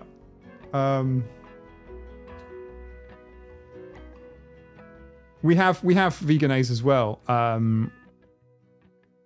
I'm gonna say Hellman's is better. It's really good. You know, my parents shopping Waitrose. What are they buying Waitrose?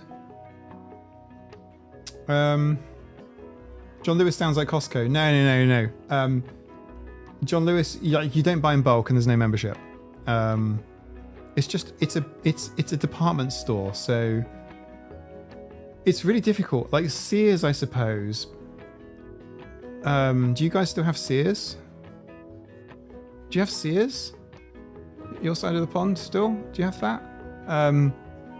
Like it's a department store, but like it's smaller and kind of like people would recreationally shop there or walk around it, like at the weekends and stuff. Not vegan, vegetarian, but I recommend trying out different milks. About 4 years ago, to my friend's house, give me tea without milk, and I'm completely hooked. Yeah, it's good stuff. I haven't seen Sears in years. Okay. I'm trying to find the best like one-to-one map for John Lewis. It's really difficult. We used to have a shop called British Home Stores as well, or BHS. That's not a thing anymore. I don't think people go to them anymore, like not even recreationally or anything. Like I think people just order on Amazon now. I don't know that we have like quote unquote department stores anymore. Marks and Spencer's probably is similar to it, I guess. And some clothes stores have kind of like branched out into department stores a bit, like furniture and stuff. You can go to Next and order a washing machine, which is kind of weird, but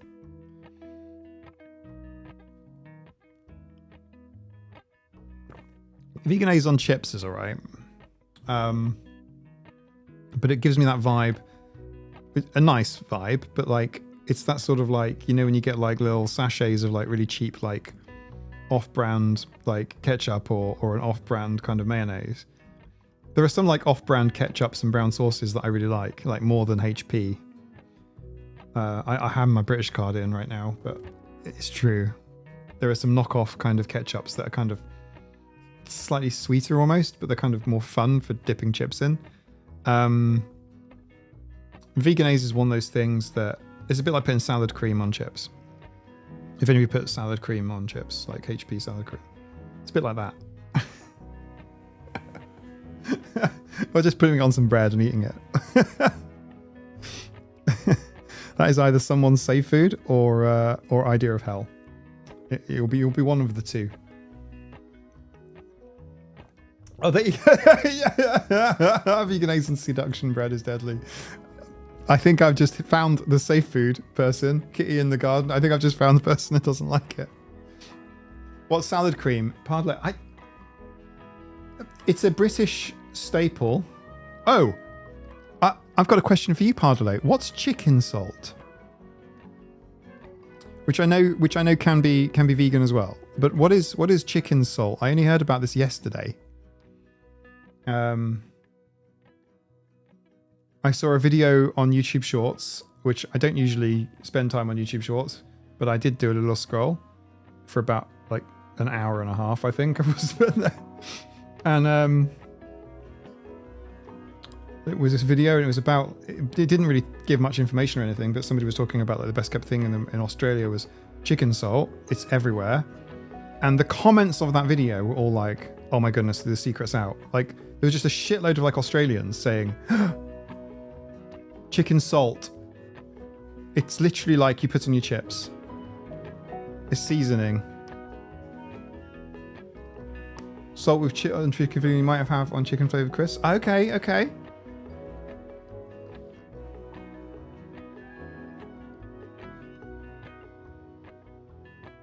So it's just a sort of like a savory kind of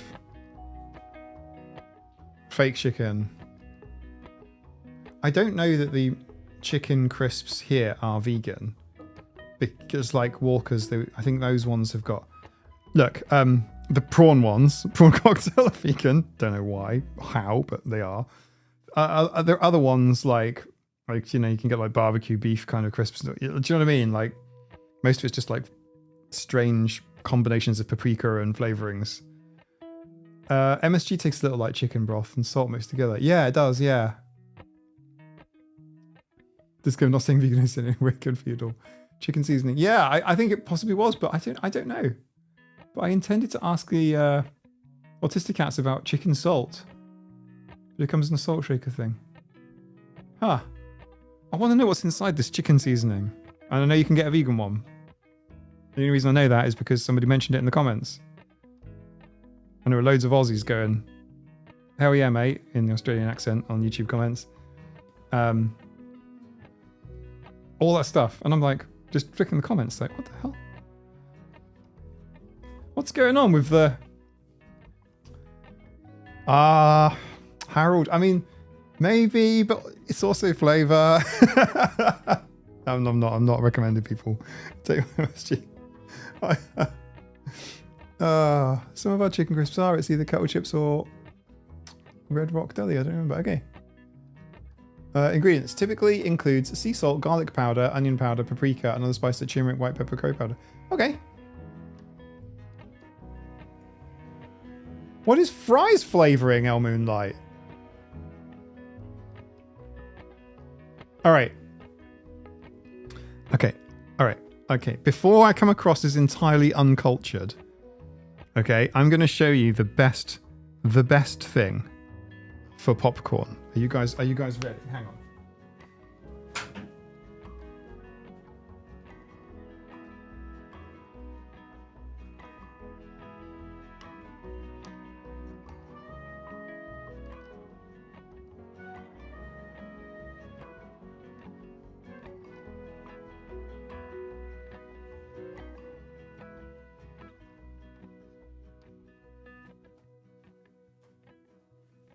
Okay, remember how I said that everything has got a potentially lethal dose, the LD50? Well, I'm not making any claims for nutrition or health or anything like that, okay?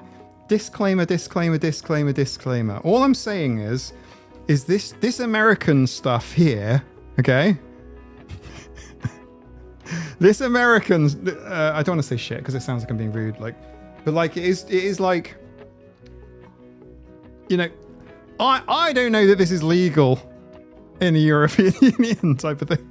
I know we're not in the European Union, but okay. There's the nutrition facts label. Okay, proof of America. Okay, this stuff. This is a lifetime supply. In that you could possibly consume so much of this that you don't live that long. But, okay, you hardly... What the hell is that? Layla, it's American. This is the taste of America. Okay? All right? This is what popcorn is flavored with. Yeah, it's definitely not. This is definitely not legal for sale in the UK or whatever. This is very American. No, you've never seen it because it's a commercial product. Okay? If you've ever bought popcorn at a cinema, I bet you it's got this in it. You use hardly any right? You don't hardly any. Okay, but just the tiniest bit of this. How did you obtain this item? Somebody's asking too many questions. Quick, mods, ban him.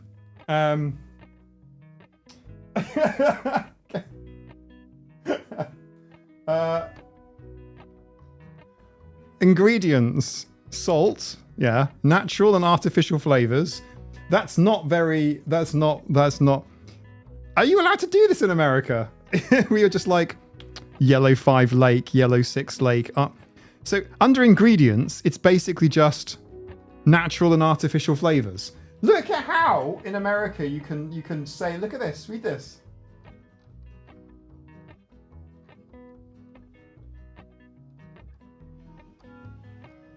Basically, the ingredients list is, are you ready for this? Hang on. The ingredients list, this is America, so this is for Brits and Europeans. The ingredients list is basically natural and artificial flavors.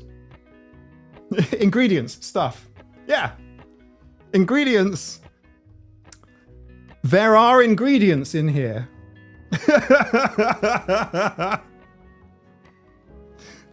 And you hardly use any, by the way. I'll legit say this. You hardly put any in. But this is what goes in at the cinema, right? This is like it's a commercial product.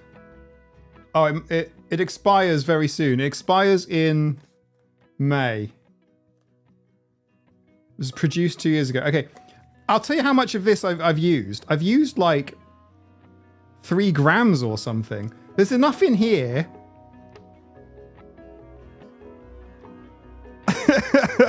This is basically full. I wouldn't be buying that, Mike. The ingredients could be anything. No. It's legit. It's legit. Okay, it's legit.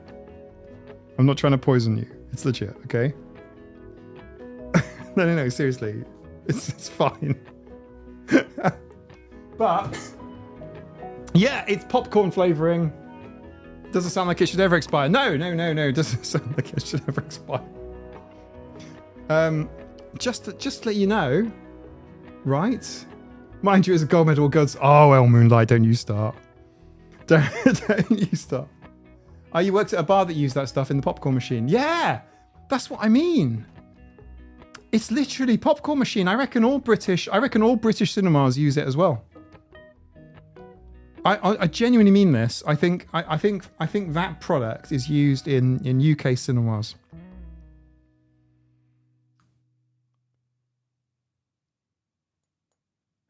You definitely a secret, so it's trade secret. Interesting, yeah. Interesting. Are you feeling ganged up on? Maybe a tiny bit. It's fine. No, I don't put on other things. I mean, literally, I've only used like you know, like a teaspoon. It will be like the smallest amount on the end of teaspoon, but just like a tiny bit. The smallest amount like you could possibly ever believe. Like a teaspoon would be enough to make like enough popcorn for everyone here in the chat. Like easily, like. But basically just like, yeah, popcorn is such a cheap like treat as well. Like we love popcorn here. Like if we just need a snack or something, you can like heat up some popcorn. It's great. I don't use it all the time, but like sometimes if Nina and I were like watching TV together or something, we're watching like a series on Netflix, then it might be time to bring out the American artificial and natural ingredients, which is basically like anything on the planet. Like like it could be arsenic as a natural ingredient, or natural flavoring, I suppose. Almond flavor. It's like natural and, you know, artificial. It's like natural and artificial. Okay, well that's a Venn diagram of everything.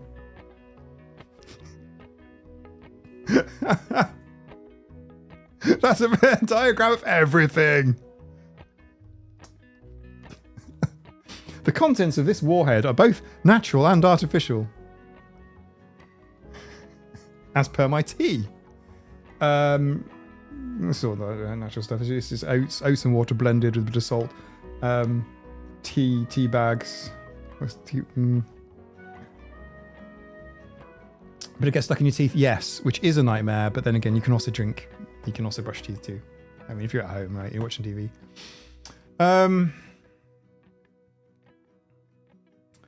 But is it organic? No. Is it organic? What, the Flavicol stuff? No, definitely not. I mean, to be fair, I'm assuming it's vegan. I mean, it should be like.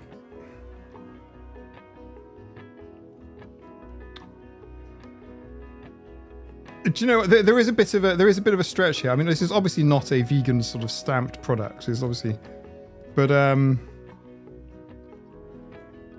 apparently it is. Do you know what? It might not be. I don't know if it is or not. I think it's not. Oh, look, it says profits as high as 94% on the bottom. And GM popcorn. I don't know that this stuff is... I don't know. Don't know if it's shortening my life. I don't need much Flavicol to salt the entire popcorn. Yeah. Oh, hardly any, but it's so nice. It just says seasoning salt. Yeah, but the reason it's a massive carton is because it's commercial. It's commercial stuff. It's not like you can't buy it in the supermarkets. It's not like you can go and buy it. It's like it's commercial stuff.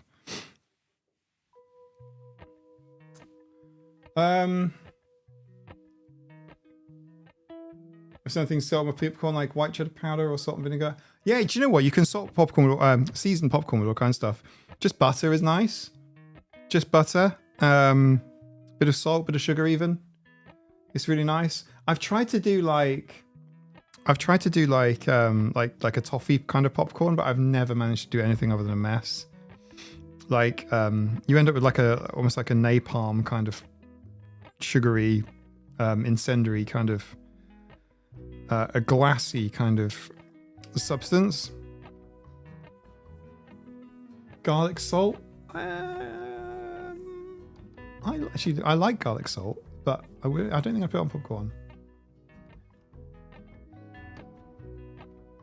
As you get older, more of your body's artificial. Yeah, I think I'm full of microplastic, to be honest.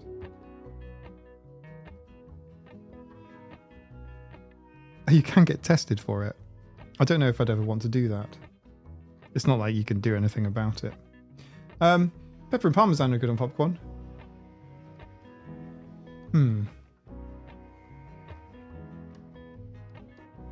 I don't know about either. Microplastic. Oh, wow. Okay. Okay. Yeah.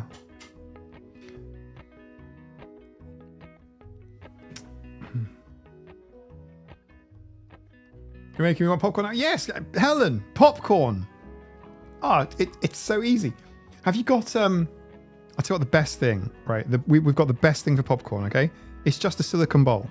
It's just a floppy silicone bowl with a silicone lid. I think it cost us just a few pounds or just a few dollars, right? It's just, you just put in just like a small little handful of popcorn, put it in the microwave. My little trick here is running it in the microwave for not crazy power. Do you know what I mean? Like if you drop the power on the microwave and then run it for like 10 minutes or something, it doesn't burn the popcorn in the same way as just like full power for 3 minutes or whatever. But yeah, you can just sort of like bung it in the microwave and then come back and it's all super hot and steamy, or your smoke alarms have gone off. In which case you can just chuck the burnt ones away. See what's really funny actually? Chickens love popcorn. Chickens really like popcorn. Yeah.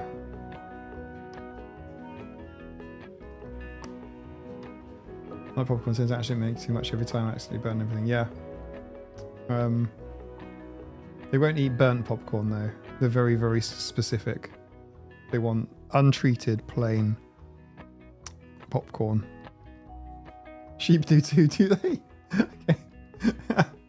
Oh, they kind of look like little sheep. Popcorn. Our pet rats used to adore popcorn too. What? Well, I guess it is kind of corn, right? It's kind of carby, it's kind of sugary, if they can taste it. Wow. Aw. That's why there's plastic surgery. To remove the plastic. Oh. We'll make popcorn fried chickens later. Thanks for the tip. Have you never tried feeding them some? They go wild for it. Maybe the second time that they've had a little bit. Lead paint, yeah. Lead in fuel as well, in petrol fumes. That's definitely killed off some of my brain cells. Especially kids when they're kind of like quite low to the ground. Do you know what I mean? In the winter, when engines are not combusting properly and cleanly and stuff, we used to have like obviously leaded fuel. Yeah. I was getting going, but trying to get to a place when it opens 2.5 hours ago. You've got 2.5 hours to try to travel? I wish you all the best, and I hope your trip goes well, and you also have a plan B for if that doesn't work out. Popcorn chicken. Popcorn chicken is not the popcorn chicken. I'm saying chickens like popcorn. I can see the healthcare led petrol giving. I'm not going to say that out loud because you never know who might be listening.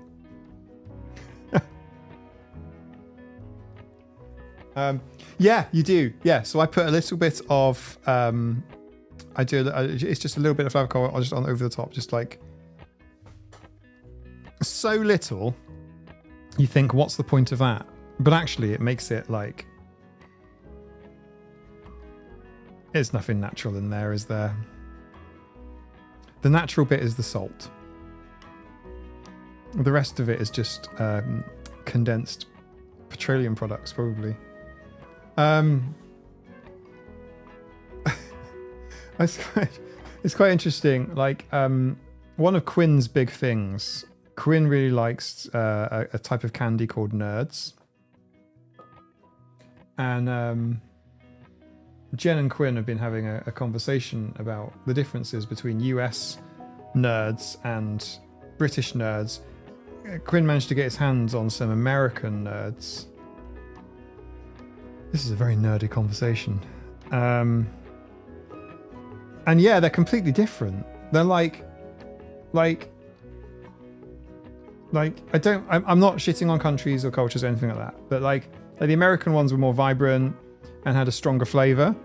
The sort of like British ones, the local ones that Quinn had, they kind of looked pale and kind of washed out, but they had a more sort of a fruity kind of, I'm not saying it was in any way natural, but you know, they had a sort of like a more sort of fruity flavor, but it's big. Ask or Systematic about Nerds, but be clear you're talking about sweets and candy, not Nerds. He loves Nerds. It's his big thing. I like, there's no point in me buying any Nerds for him because he has all of the Nerds. Like, Nerds is his thing. He loves Nerds. Like a ridiculous amount. You think he was autistic or something? We're putting Nerds into cookies. That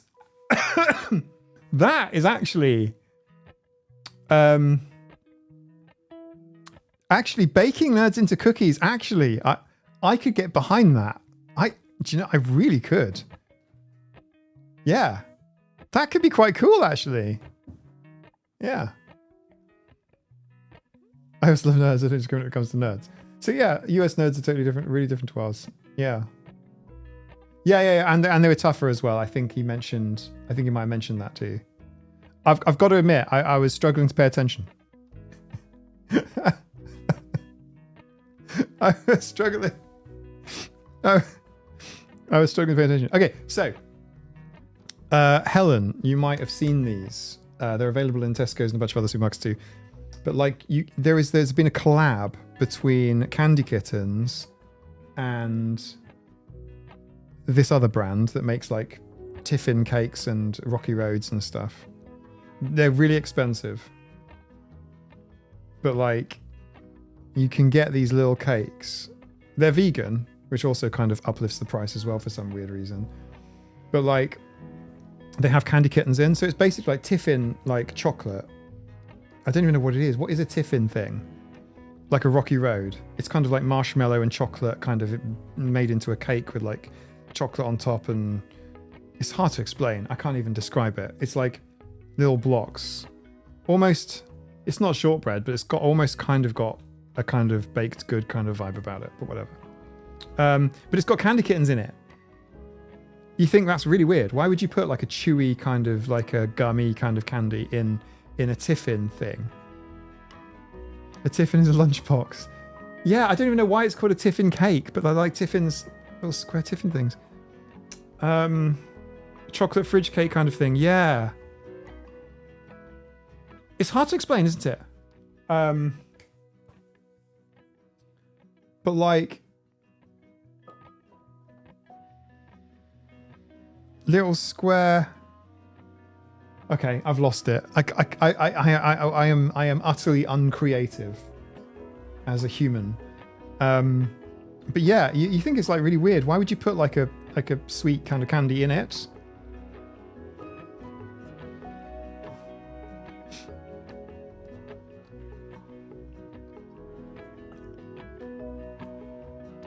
Friend, I hate gummy sweets. Oh, right, okay. Yeah, because vegan sweets, these are fine. Yeah. They're super easy to find. It's kind of the predominant vegan sweet, tends to be kind of gummy type things. But why would you put gummies in a tiffin cake thing? They're very heavy, kind of like quite rich Rocky Road type things. You guys know what Rocky Road is, right? Like marshmallow and chocolate and crammed into this high density kind of cake. Yeah, why would you put like gummies in that? It's weird. It's a really strange kind of texture and flavor thing, but it works really well. They need to be more complex. Do you know, in terms of complexity, I've got you there with tiffin cake with candy kittens in it. For some chewy fun. Yeah. Helen, it's weird. It's a weird thing. I can't explain it to you. It's weird. The only other time I thought things were weird was that Willy Wonka popping candy type stuff. Where it's like, why have you put that in here? Why is there like explosive, teeth hurty stuff in my chocolate? What's going on? Why are you doing it? It's like listening to an alien today. Who's like an alien? If you mix textures and sweet savory combinations, it may be a thing. Yeah. That's what are. Rocky Road is a delicious fast track to diabetes. Yeah, possibly. It's possible. It's possible. I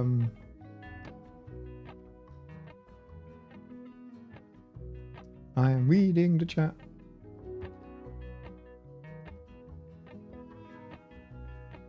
Tiffin cake is similar to Rocky Roadish. Yeah, it is. How would you describe even a rocky road to an alien? Like, how would you describe it? It's such a strange thing to explain. Chocolate with cayenne. Yeah, what's the thing? What's this obsession with putting chilies in chocolate? Why would you do that? What a weird...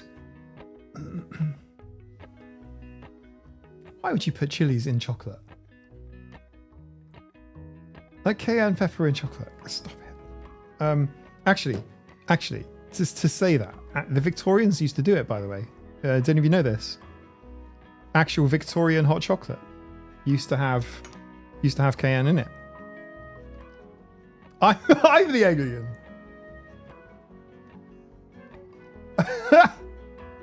Oh. I have no idea what you're talking about, except I think it's mainly about sweets. But you explain everything.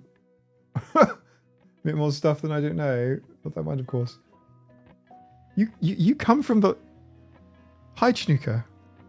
You come from the land of candy. You come from Candyland. You live in Candyland. How is this an alien concept? Chili and chocolate's hella good, exactly. No, but the Victorians... So, think British period drama. I don't mean I can't find a tampon. I mean oldie-woldy dresses, corsets, really tight-fitting, bizarre suits with jackets and horses and carriageways and cobblestone pavements and things. The They had hot chocolate, kind of like chocolate, cacao imported. They made a hot chocolate from it, and the traditional kind of Victorian hot chocolate has chilies in it. It's hot in that respect, as well as being hot chocolate. It's quite thick and super sweet. And yeah, feel free to try a recipe online. It's weird, but it kind of works.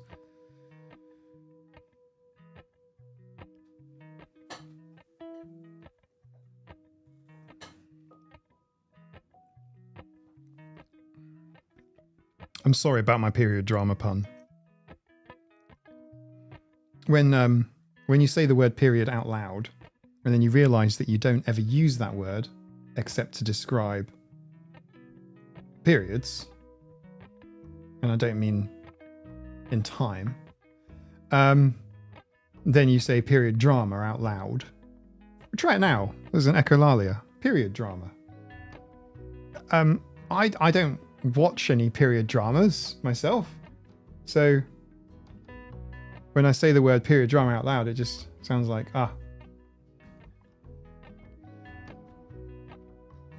bloody awful pun. Exactly. I'll never forget bloody Bar Vinci's period drawful.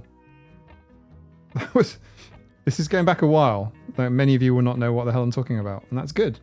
It's good. It's good. You oh, Hydra has decided to cut the camera. Hydra baby. Okay, thank you. I'll just put it back. Hydra decided to unplug the camera.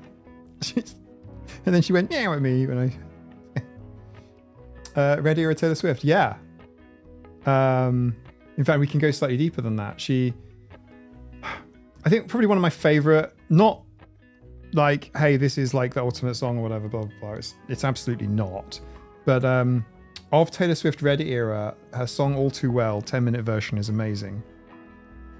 Except that there is kind of like a kind of a periody kind of reference in there. Bar Moomin may need a vague reminder. Yeah, it involved vampires.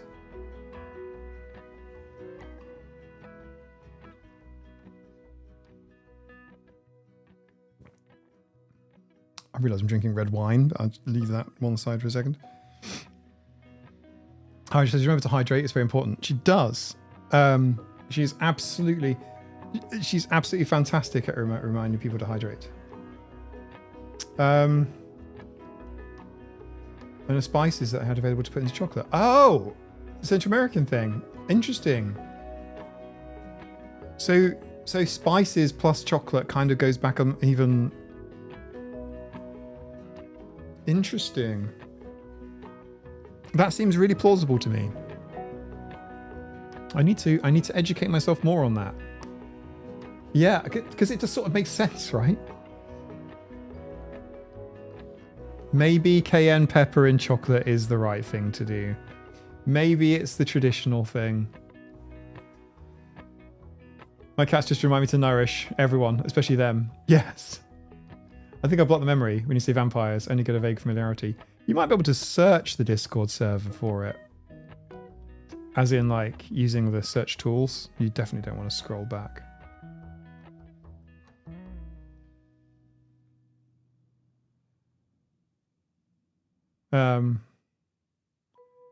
It was hilariously inappropriate, but it was very, very funny.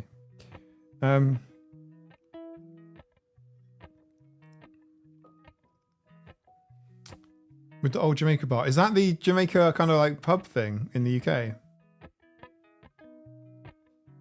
I finally got diagnosed at 50. 50's young. Thank you all for giving me hope. You're very welcome. Congratulations on the autism, I presume. If not autism, ADHD. If not ADHD, then one of a multitude of possible options, but I'm going to place my betting on the autism, in which case you can have a cake. May it be filled with chewy, gummy sweets and lots of chocolate. And as much cayenne as you can tolerate. I remember thinking you had to be over 8 years old to eat after eating chocolate. Why do adults have to lie? I know, right? I didn't realize after 8 chocolate was after 8, but I thought because there was this weird thing, right? When I had a bedtime of like 7:30, but my parents were like, oh no, you can only eat these chocolates after 8. And obviously I had to go to bed, so I couldn't eat any of the chocolate. So yeah, I relate to the why do parents have to lie thing quite strongly on that one.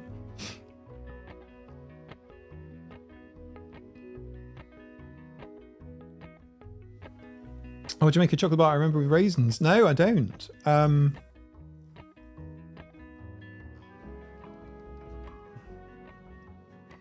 Diagnosed at 58. Yeah, see, exactly.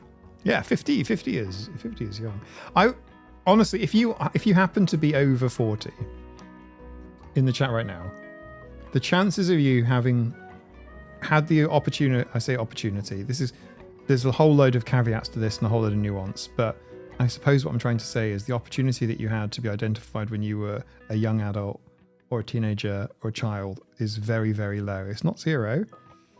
And you possibly dodged a bullet. That's all I'm saying. After 8's a vegan also, by the way. I thought I'd point that out.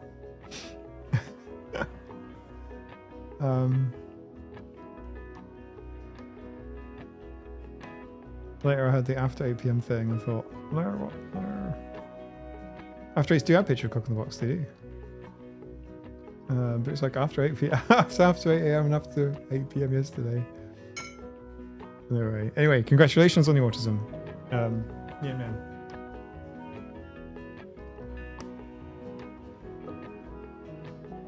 I hope the process has brought you some answers and some comfort and some validation and some relief. Yeah. Wow. I mean, what's there to say about late autism? It's weird, right? Because, like, you know, do you want to say like late autism identification? It's kind of, there's more to it than there, isn't there? You know, because I don't see it as,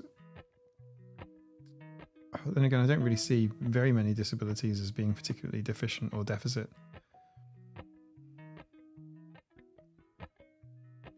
Dodging a bullet, I see that in so many ways for sure. Yeah, masking's awesome. I know what you mean. Yeah, dodging a bullet for sure. Yeah, holy crap. I talk about it with Quinn a reasonable amount. Because the Elizabeth Shaw mint crisps are vegan too. They are, and there's another one as well. Benedict something or other. Restaurants often get them in for that reason. There's a variety of different mint thins and things. Yeah, part of the issue with an early autism identification in the 60s, 70s, 80s, God forbid even the 90s, especially in the United States in the 90s, is that it comes with a whole heap of institutionalization or all kinds of things. There's a lot of things to kind of like, what would have happened to me personally? Well, I would probably have found myself in a boarding school. I don't think I would have survived that very well. I know we're all stronger than we think, etc., blah, blah, and that is actually the case. I'm not, but like, I don't, yeah. I don't know. I can't think of too much good coming out of it. Extra time in exams. Some accommodations. God, I mean, things like noise cancelling headphones didn't exist. So, and that's a big accommodation for me. The idea of using even like sunglasses indoors or anything, the lighting quality back then was fucking awful. Some of you will know what I'm talking about. Flickering fluorescent tubes and so on. Clothing. I don't know. I think clothing was fine. I think in some respects clothing is shittified now. I think clothing might have even been better. 80s and 90s. But My dad went to boarding school for disabled children, born in 53, and didn't have a good time and eventually ran away. Yeah. I'm sorry for him, and I'm glad I missed out on that. I was geeky and nerdy and really into computers and reading, and that's kind of what saved me, really, because I think that's what's kind of was protective. Because if I wasn't into those things, then I would have been, as Pierre Novelli calls it, a problem for society to solve. In talking of himself, I feel that way for me too. I literally just got lucky in that respect. I'm not saying life became easy or anything like that. I'm just saying, holy fuck, there were some bullets out there that I missed that I could easily, there but by the grace of God go I, and that's a horrible phrase, uttered past walking past a gallows, incidentally. It's not there by the grace of God go I. It's actually, look at that unlucky fucker. But anyway, I digress. There, for the grace of God go I, as it were. Mikey's school since my experience. Yeah, well, I had a bunch of schools. When I got to like Catholic school, well, the first 3 years were hell on earth, and it became slightly worse, easier layers of hell, moving outwards away from hell as the years went on. Yeah, totally, Fran. Yeah, 100%. Yeah, 100%. I was reading computer science books when I was before I was even speaking, and I had no idea what I was reading, but I was reading them. My first words were computer.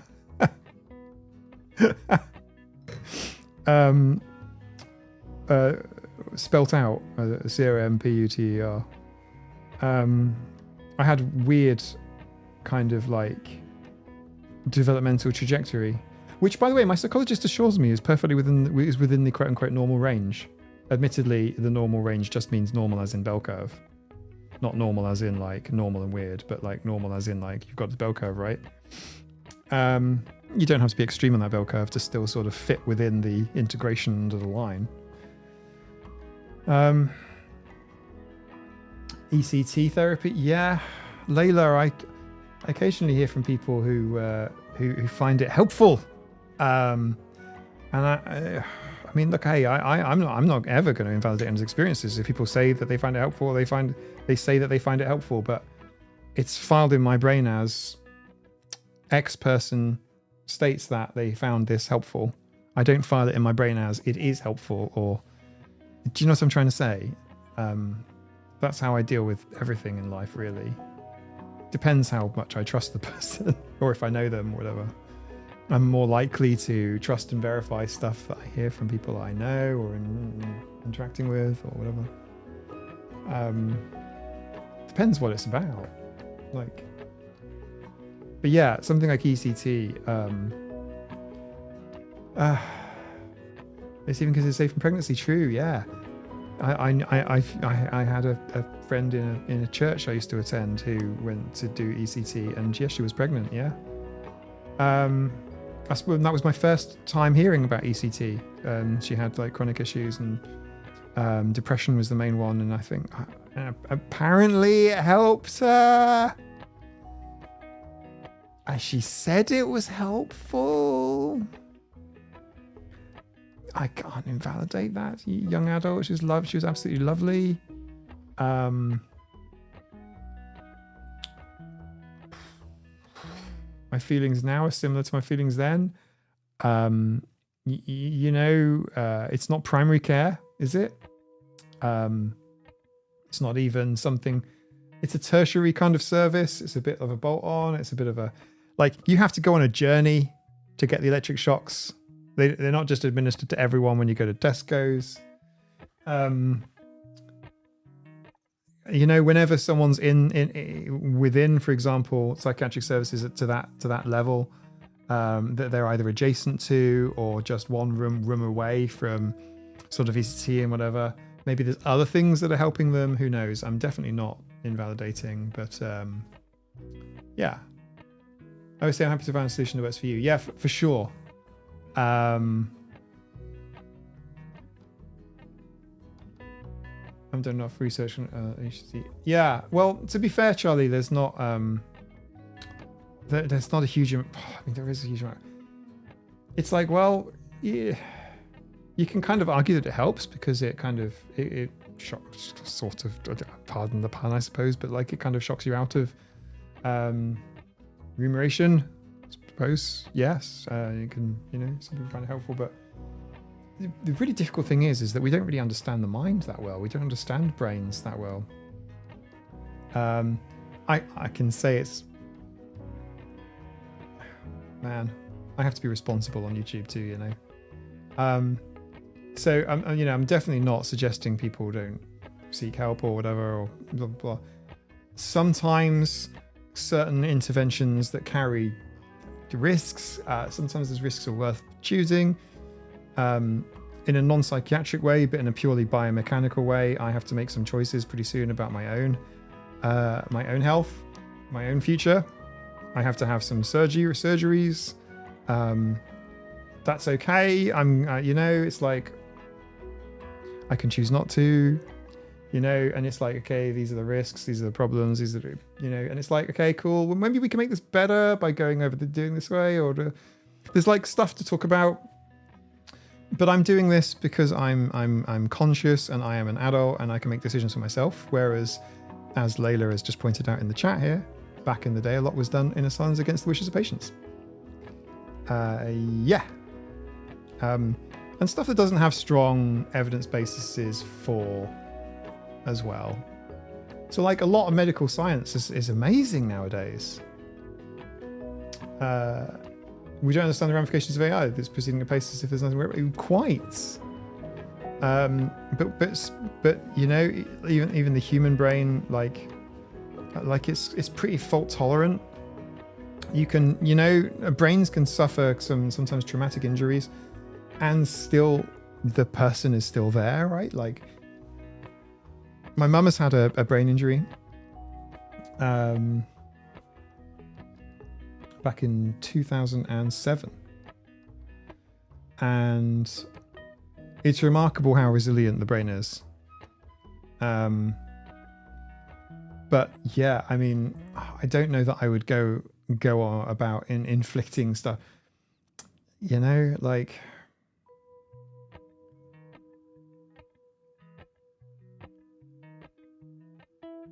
Electro Boom seems to like it.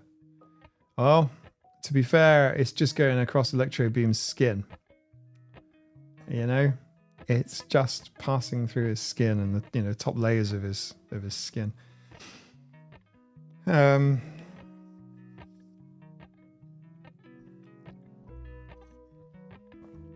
He's probably used to it now. Electro Boom is very, very entertaining. But yeah, I mean,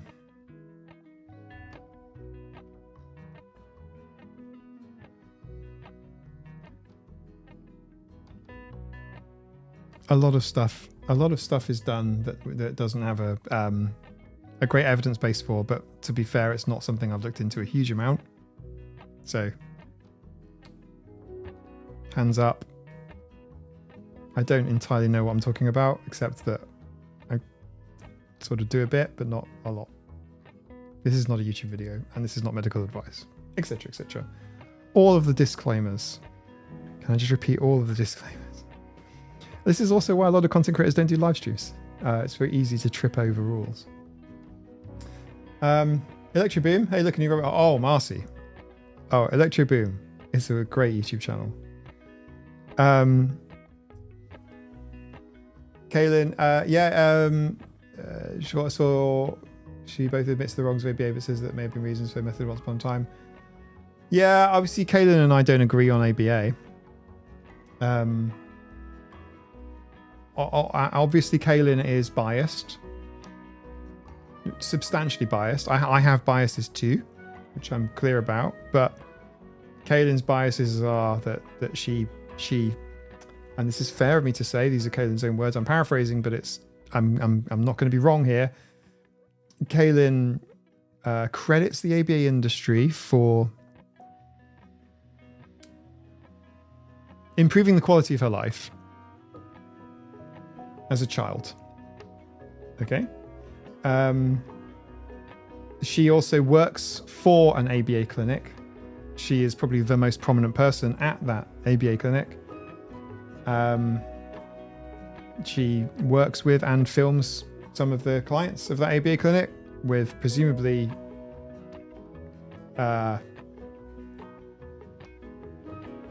assent.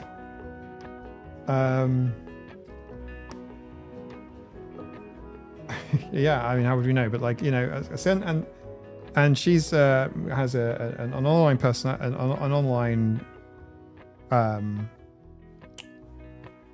business where she promotes ABA. She participates in ABA conferences, and it's fair to say that she is effectively the face of modern ABA. There may be others, Tarbox, for example, being one, who maybe are actually working at higher levels within the ABA industry, but Kaylin is effectively the poster child of ABA, modern ABA. She's not the only proponent, but she's a major one. Assent is like consent, but someone else has given it.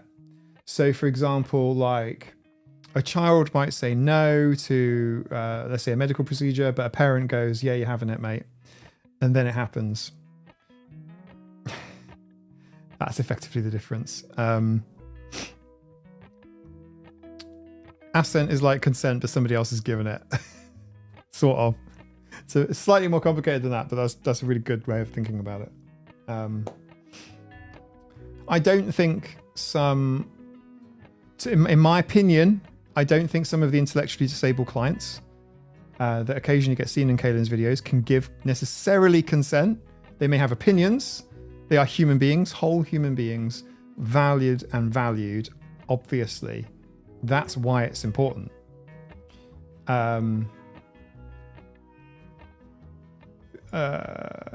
Sometimes, though, Hydra, for example.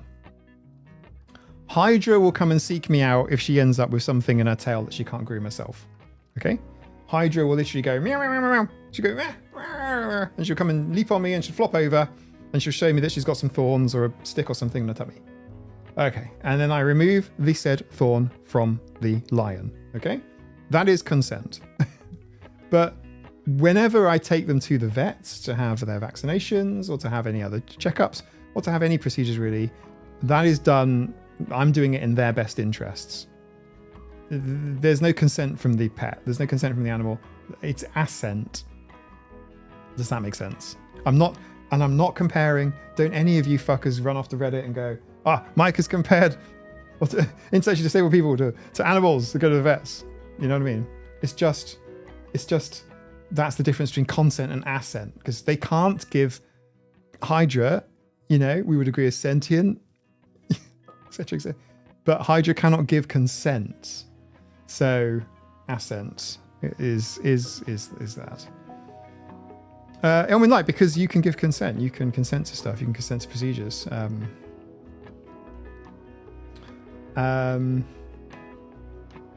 Marcy, Endless Ocean's great. Wait for it on sale. There are other versions of it as well, but Endless Ocean is, Endless Ocean, that's the one you want.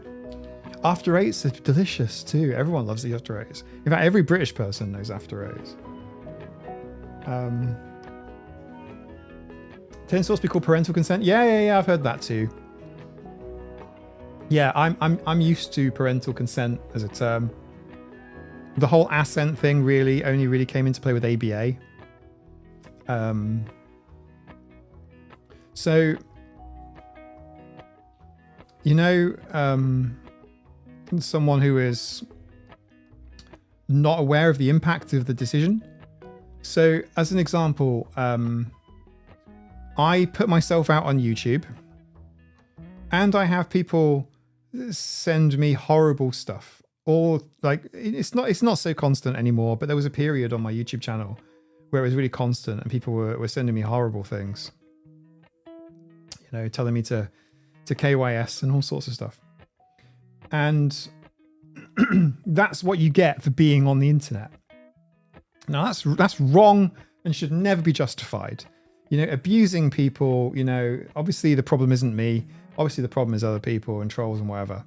But like, I knew that people would be like that when I did my YouTube channel. I knew that by coming down online and talking about autism and stuff, I knew that it would attract people saying horrible shit to me. Or like, you know, I knew, obviously. And I also knew that people would disagree with me and they just wouldn't know how to do it in a gentlemanly way, and they'd just be nasty. And I know that too. I'm aware because I have full consent.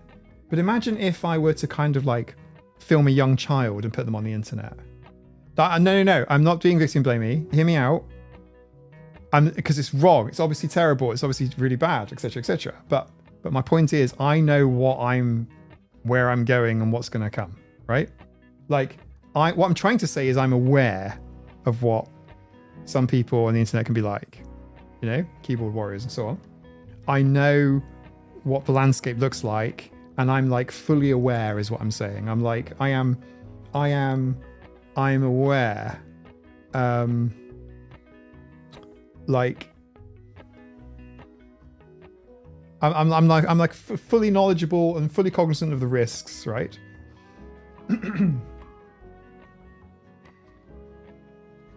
And yeah, it's really bad. Does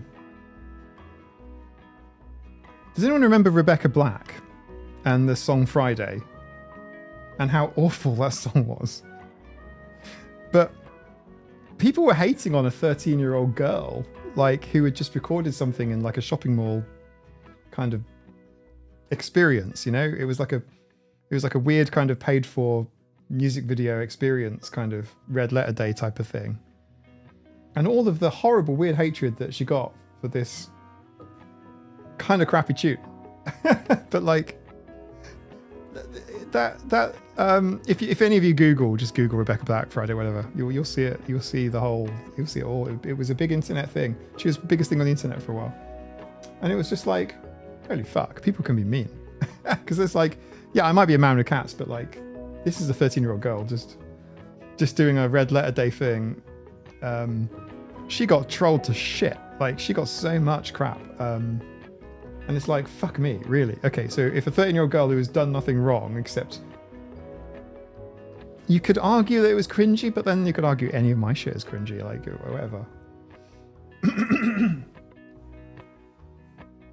Yeah, sure, Rebecca's parents' fault, sure, but also kind of victim blame me too, and also kind of like, we don't know. Do you know what I mean? Like... What I'm saying is I'm fully aware of what's going on. But if I were to film a child, like my son is an adult now, which is weird to say, holy crap. It was such a weird,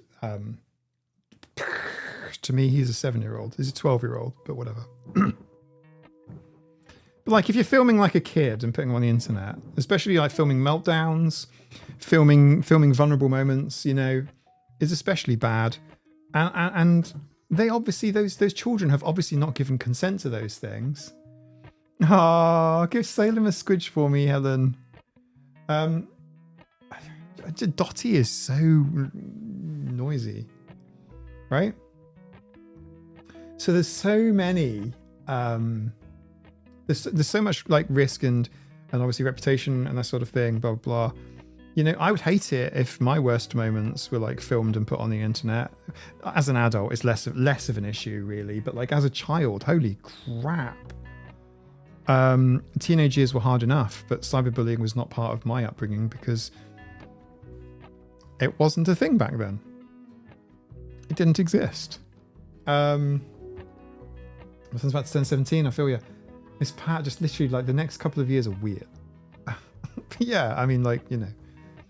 I'm going meltdowns whenever on the internet. There are many threats whenever it happens. Oh, I'm sorry about that. I'm sorry you had even like threats and stuff. Obviously, there's no manual for parenting or being a family member or a friend or anything. We only learn this stuff over time. But yeah, that's not cool. But also, yeah, I'm so glad. I don't have meltdowns on the internet. You know, I wish there was more content of me when I was younger, but who's to say it wouldn't have been unpleasant, right? So this is you know, that's what I'm trying to, that's where I'm going with this. That's where.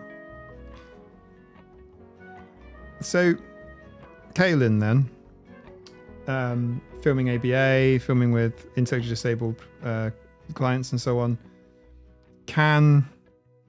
is consent and full knowledge of what is being consented to being understood in terms of consequences, in terms of bullying, in terms of trolling, in terms of she's keeping people safe because anyone can look up the address of the clinic, that sort of stuff.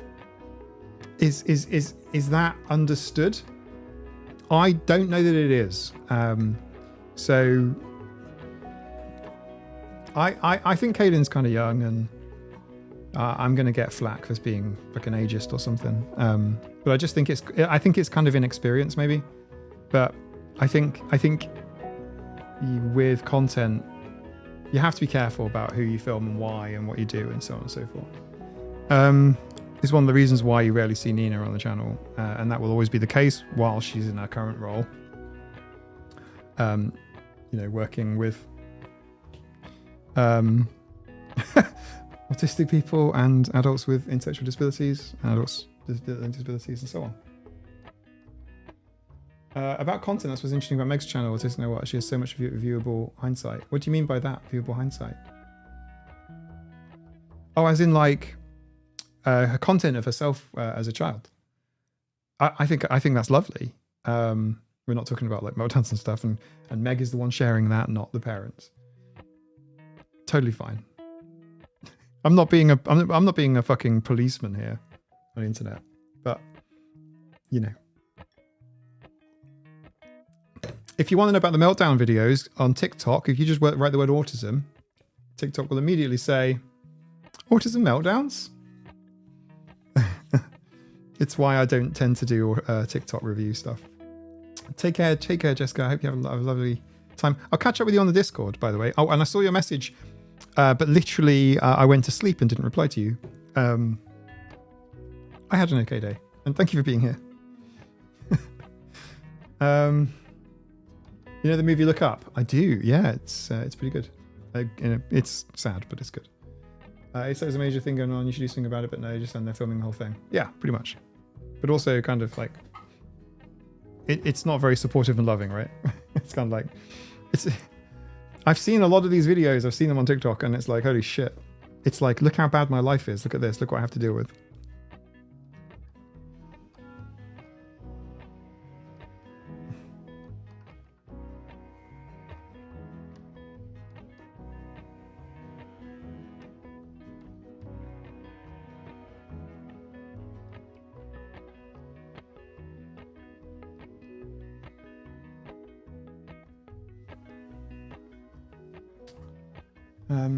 But yeah, anyway, yeah, in a nutshell, I was asked about APA stuff, so it's like, there you go. I wish Kaylin all the best. I do think highly of Kaylin, but I would say that her position is biased. She is literally ABA industry incarnate. And I hope... I mean, damn, I've been in cults before. I say cults, just one. Not like multiple ones like cult shopping. No, look, I get it, okay? I get it when your whole world around you, where you're the only people you have connection with, have the very same belief system as you, and there are strict penalties for non-compliance and so on and so forth. I understand that... for Kaylin to say something sort of balanced, I guess, about ABA and to have intellectually honest conversation about it, emotionally would be akin to me saying that Trump is the best president the US has ever had. It'll be something, it's kind of like an antithetical thing, something that most of her audience would hate her saying. It's weird from an audience capture perspective. I know this is a bit meta, but do you know what I'm trying to say? Like, I started this channel being just quite straightforward about who I am and so on and so forth. But like, and I've had a lot of life experience up to this point, and I'm like, okay, this is me. But if my life relied on me being an ABA therapist or I worked for an ABA clinic that allowed me access to other clients of that ABA clinic for my content, and my content was very pro ABA clinic and ABA, and I had a big audience, and the entire audience loves ABA. If I were to say something, it'd be like me going, hey, ABA is lovely. It's wonderful. What are you all moaning about? I think a lot of people would unsubscribe and blah, blah, blah. Obviously, I'm not going to say that. I'm just going to say things how they are. I'm trying to be as the cool kids would say, based as possible, just as it is, saying it as it is. The biggest challenge is, this one has been put to me many times. What about young black autistic kids that need to learn how to control and mask in public so that cops don't shoot them? And it's like, holy crap. I'm not American, so I don't know what that's like. I'm mixed race, but I've received racism and abuse for it, but like no one's ever like tried to shoot me for acting weird or whatever. I just get ostracized and bullied for it as opposed to like shot or whatever. Okay. But then the problem with ABA is that it creates trauma. I'm not saying that is a definitive link, but holy fuck, it's a definitive link. But it is not a proven definitive link, but holy shit. So if I were to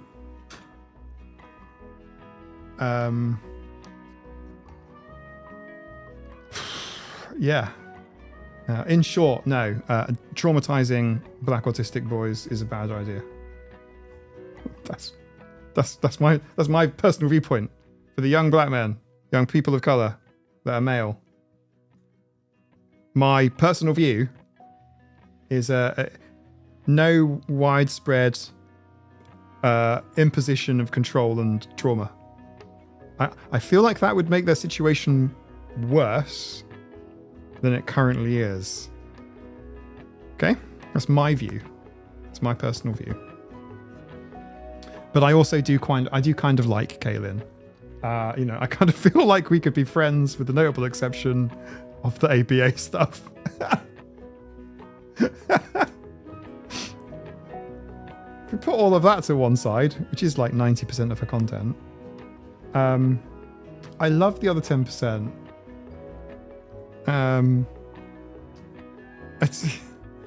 It's great. So that's oh, Kitty, I'm so sorry. I thought about editing that poor child out, but I was in tears and I think I was too close to the project to put in proper warnings and to edit it properly. I regret not the having the kid in there. I regret not giving a 10-second look away skip to this kind of warning. That's what I regret. I wish that was better.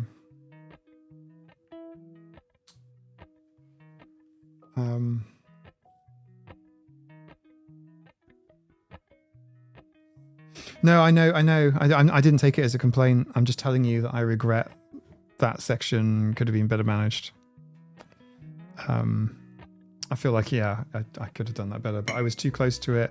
I was up to my eyeballs in ABA,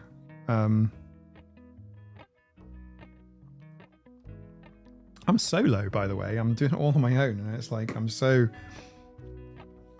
I don't have a mic that's a bit distant going, I think you should give a content warning on that. But I'm more aware now. I mean, I'm learning. I'm getting better. It's possible to teach kids to mask and give them the knowledge of why they need to mask without forcing it. True. I feel like they already know. I feel like it's a known issue. But yeah, 100%. I agree with you. I have spoken on YouTube about masking and the privilege of masking in a weird way. Some autistic people can't mask, so. And so they get saved to be a wing cat. He is my wing cat. This is my familiar. I can't do anything without him. He's loving the flavacol right now. He's kissing it. He's kissing the. I have to be careful to grab it because I don't want it all over the floor.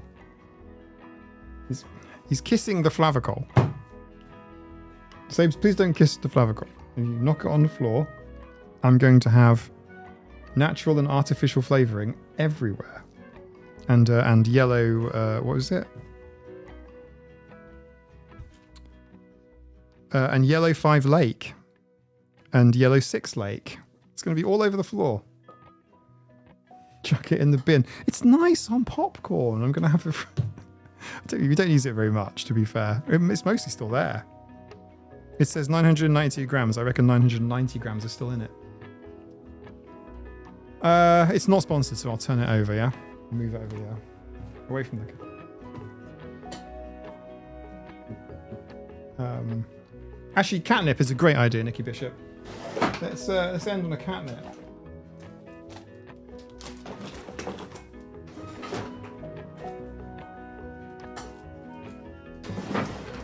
Sabes, don't do that. You'll ban people. Stop it. Okay, we have the nip. It's 14 grams of BAM catnip, apparently, not sponsored, is the strongest, finest and purest grade, they're their words, not mine, catnip grown to the very highest quality in North America. Sprinkle on toys to make them irresistible. Want to keep Kitty from clawing furniture? Rub a scratching post with catnip to make it more appealing. Do we need that on the scratching post? Do we need the scratching post to have catnip? Promotes playful behaviour or a mellow, calm response. Maybe we do. Great for training. 100% natural herb. Sabes. 100% natural catnip. 30% recycled pouch. That's quite specific. Ready? He's like, catnip! He'll start screaming at me in a second. He'll be like, catnip! Ready?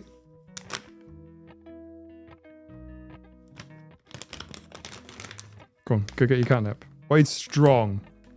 Woo!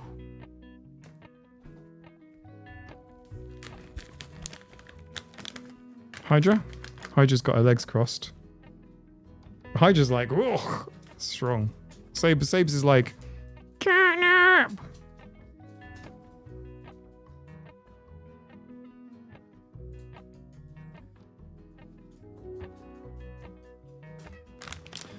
If you go to patreon.com /autisticaf/gift, you can gift patrons. Patreon is now giftable.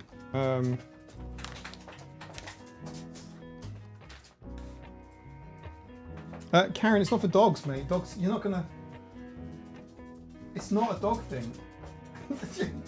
She's just gone. She was just like, give me that, give me that, give me that. Ugh. Okay, ready? Dottie. Emma. Oh, Emma. Oh, Emma's been catnipped. Okay, we've got problems now. Okay, Bruce Almighty is here. Hydra baby, you want some catnip?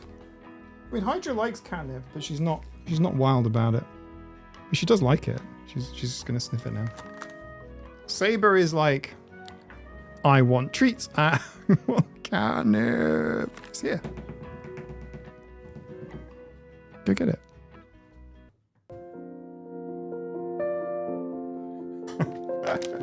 He's like, this is the good shit. Oh, you're going to put nip seeds in your garden, Nikki. You're going to get cats from all over. There is a cat video I need to put in the Discord. Remind me. It's of catnip, and it's the funniest video ever. Maybe we'll watch it in the after party. Yes. Let's watch it in the after party. By the way, this is Dottie. Hey, Helen, look.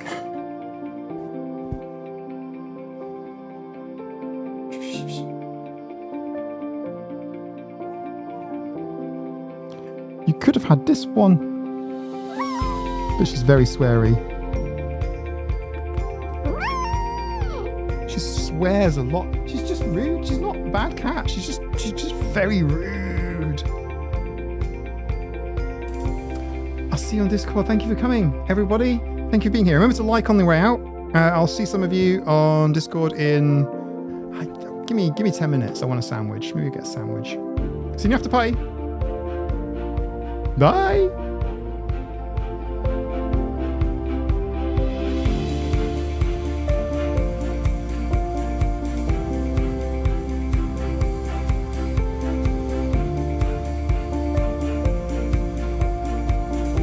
Was it literally because Salem ignored looking at the camera that the girls chose him? Was that why? Oh, you could have had the sweary cat.